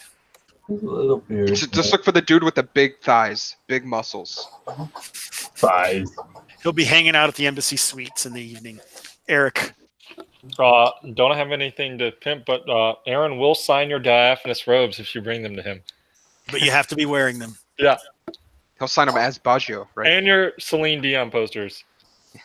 Your Leon poster handouts. Yes, I'll have some of those. All right. And for anyone that is still watching this show,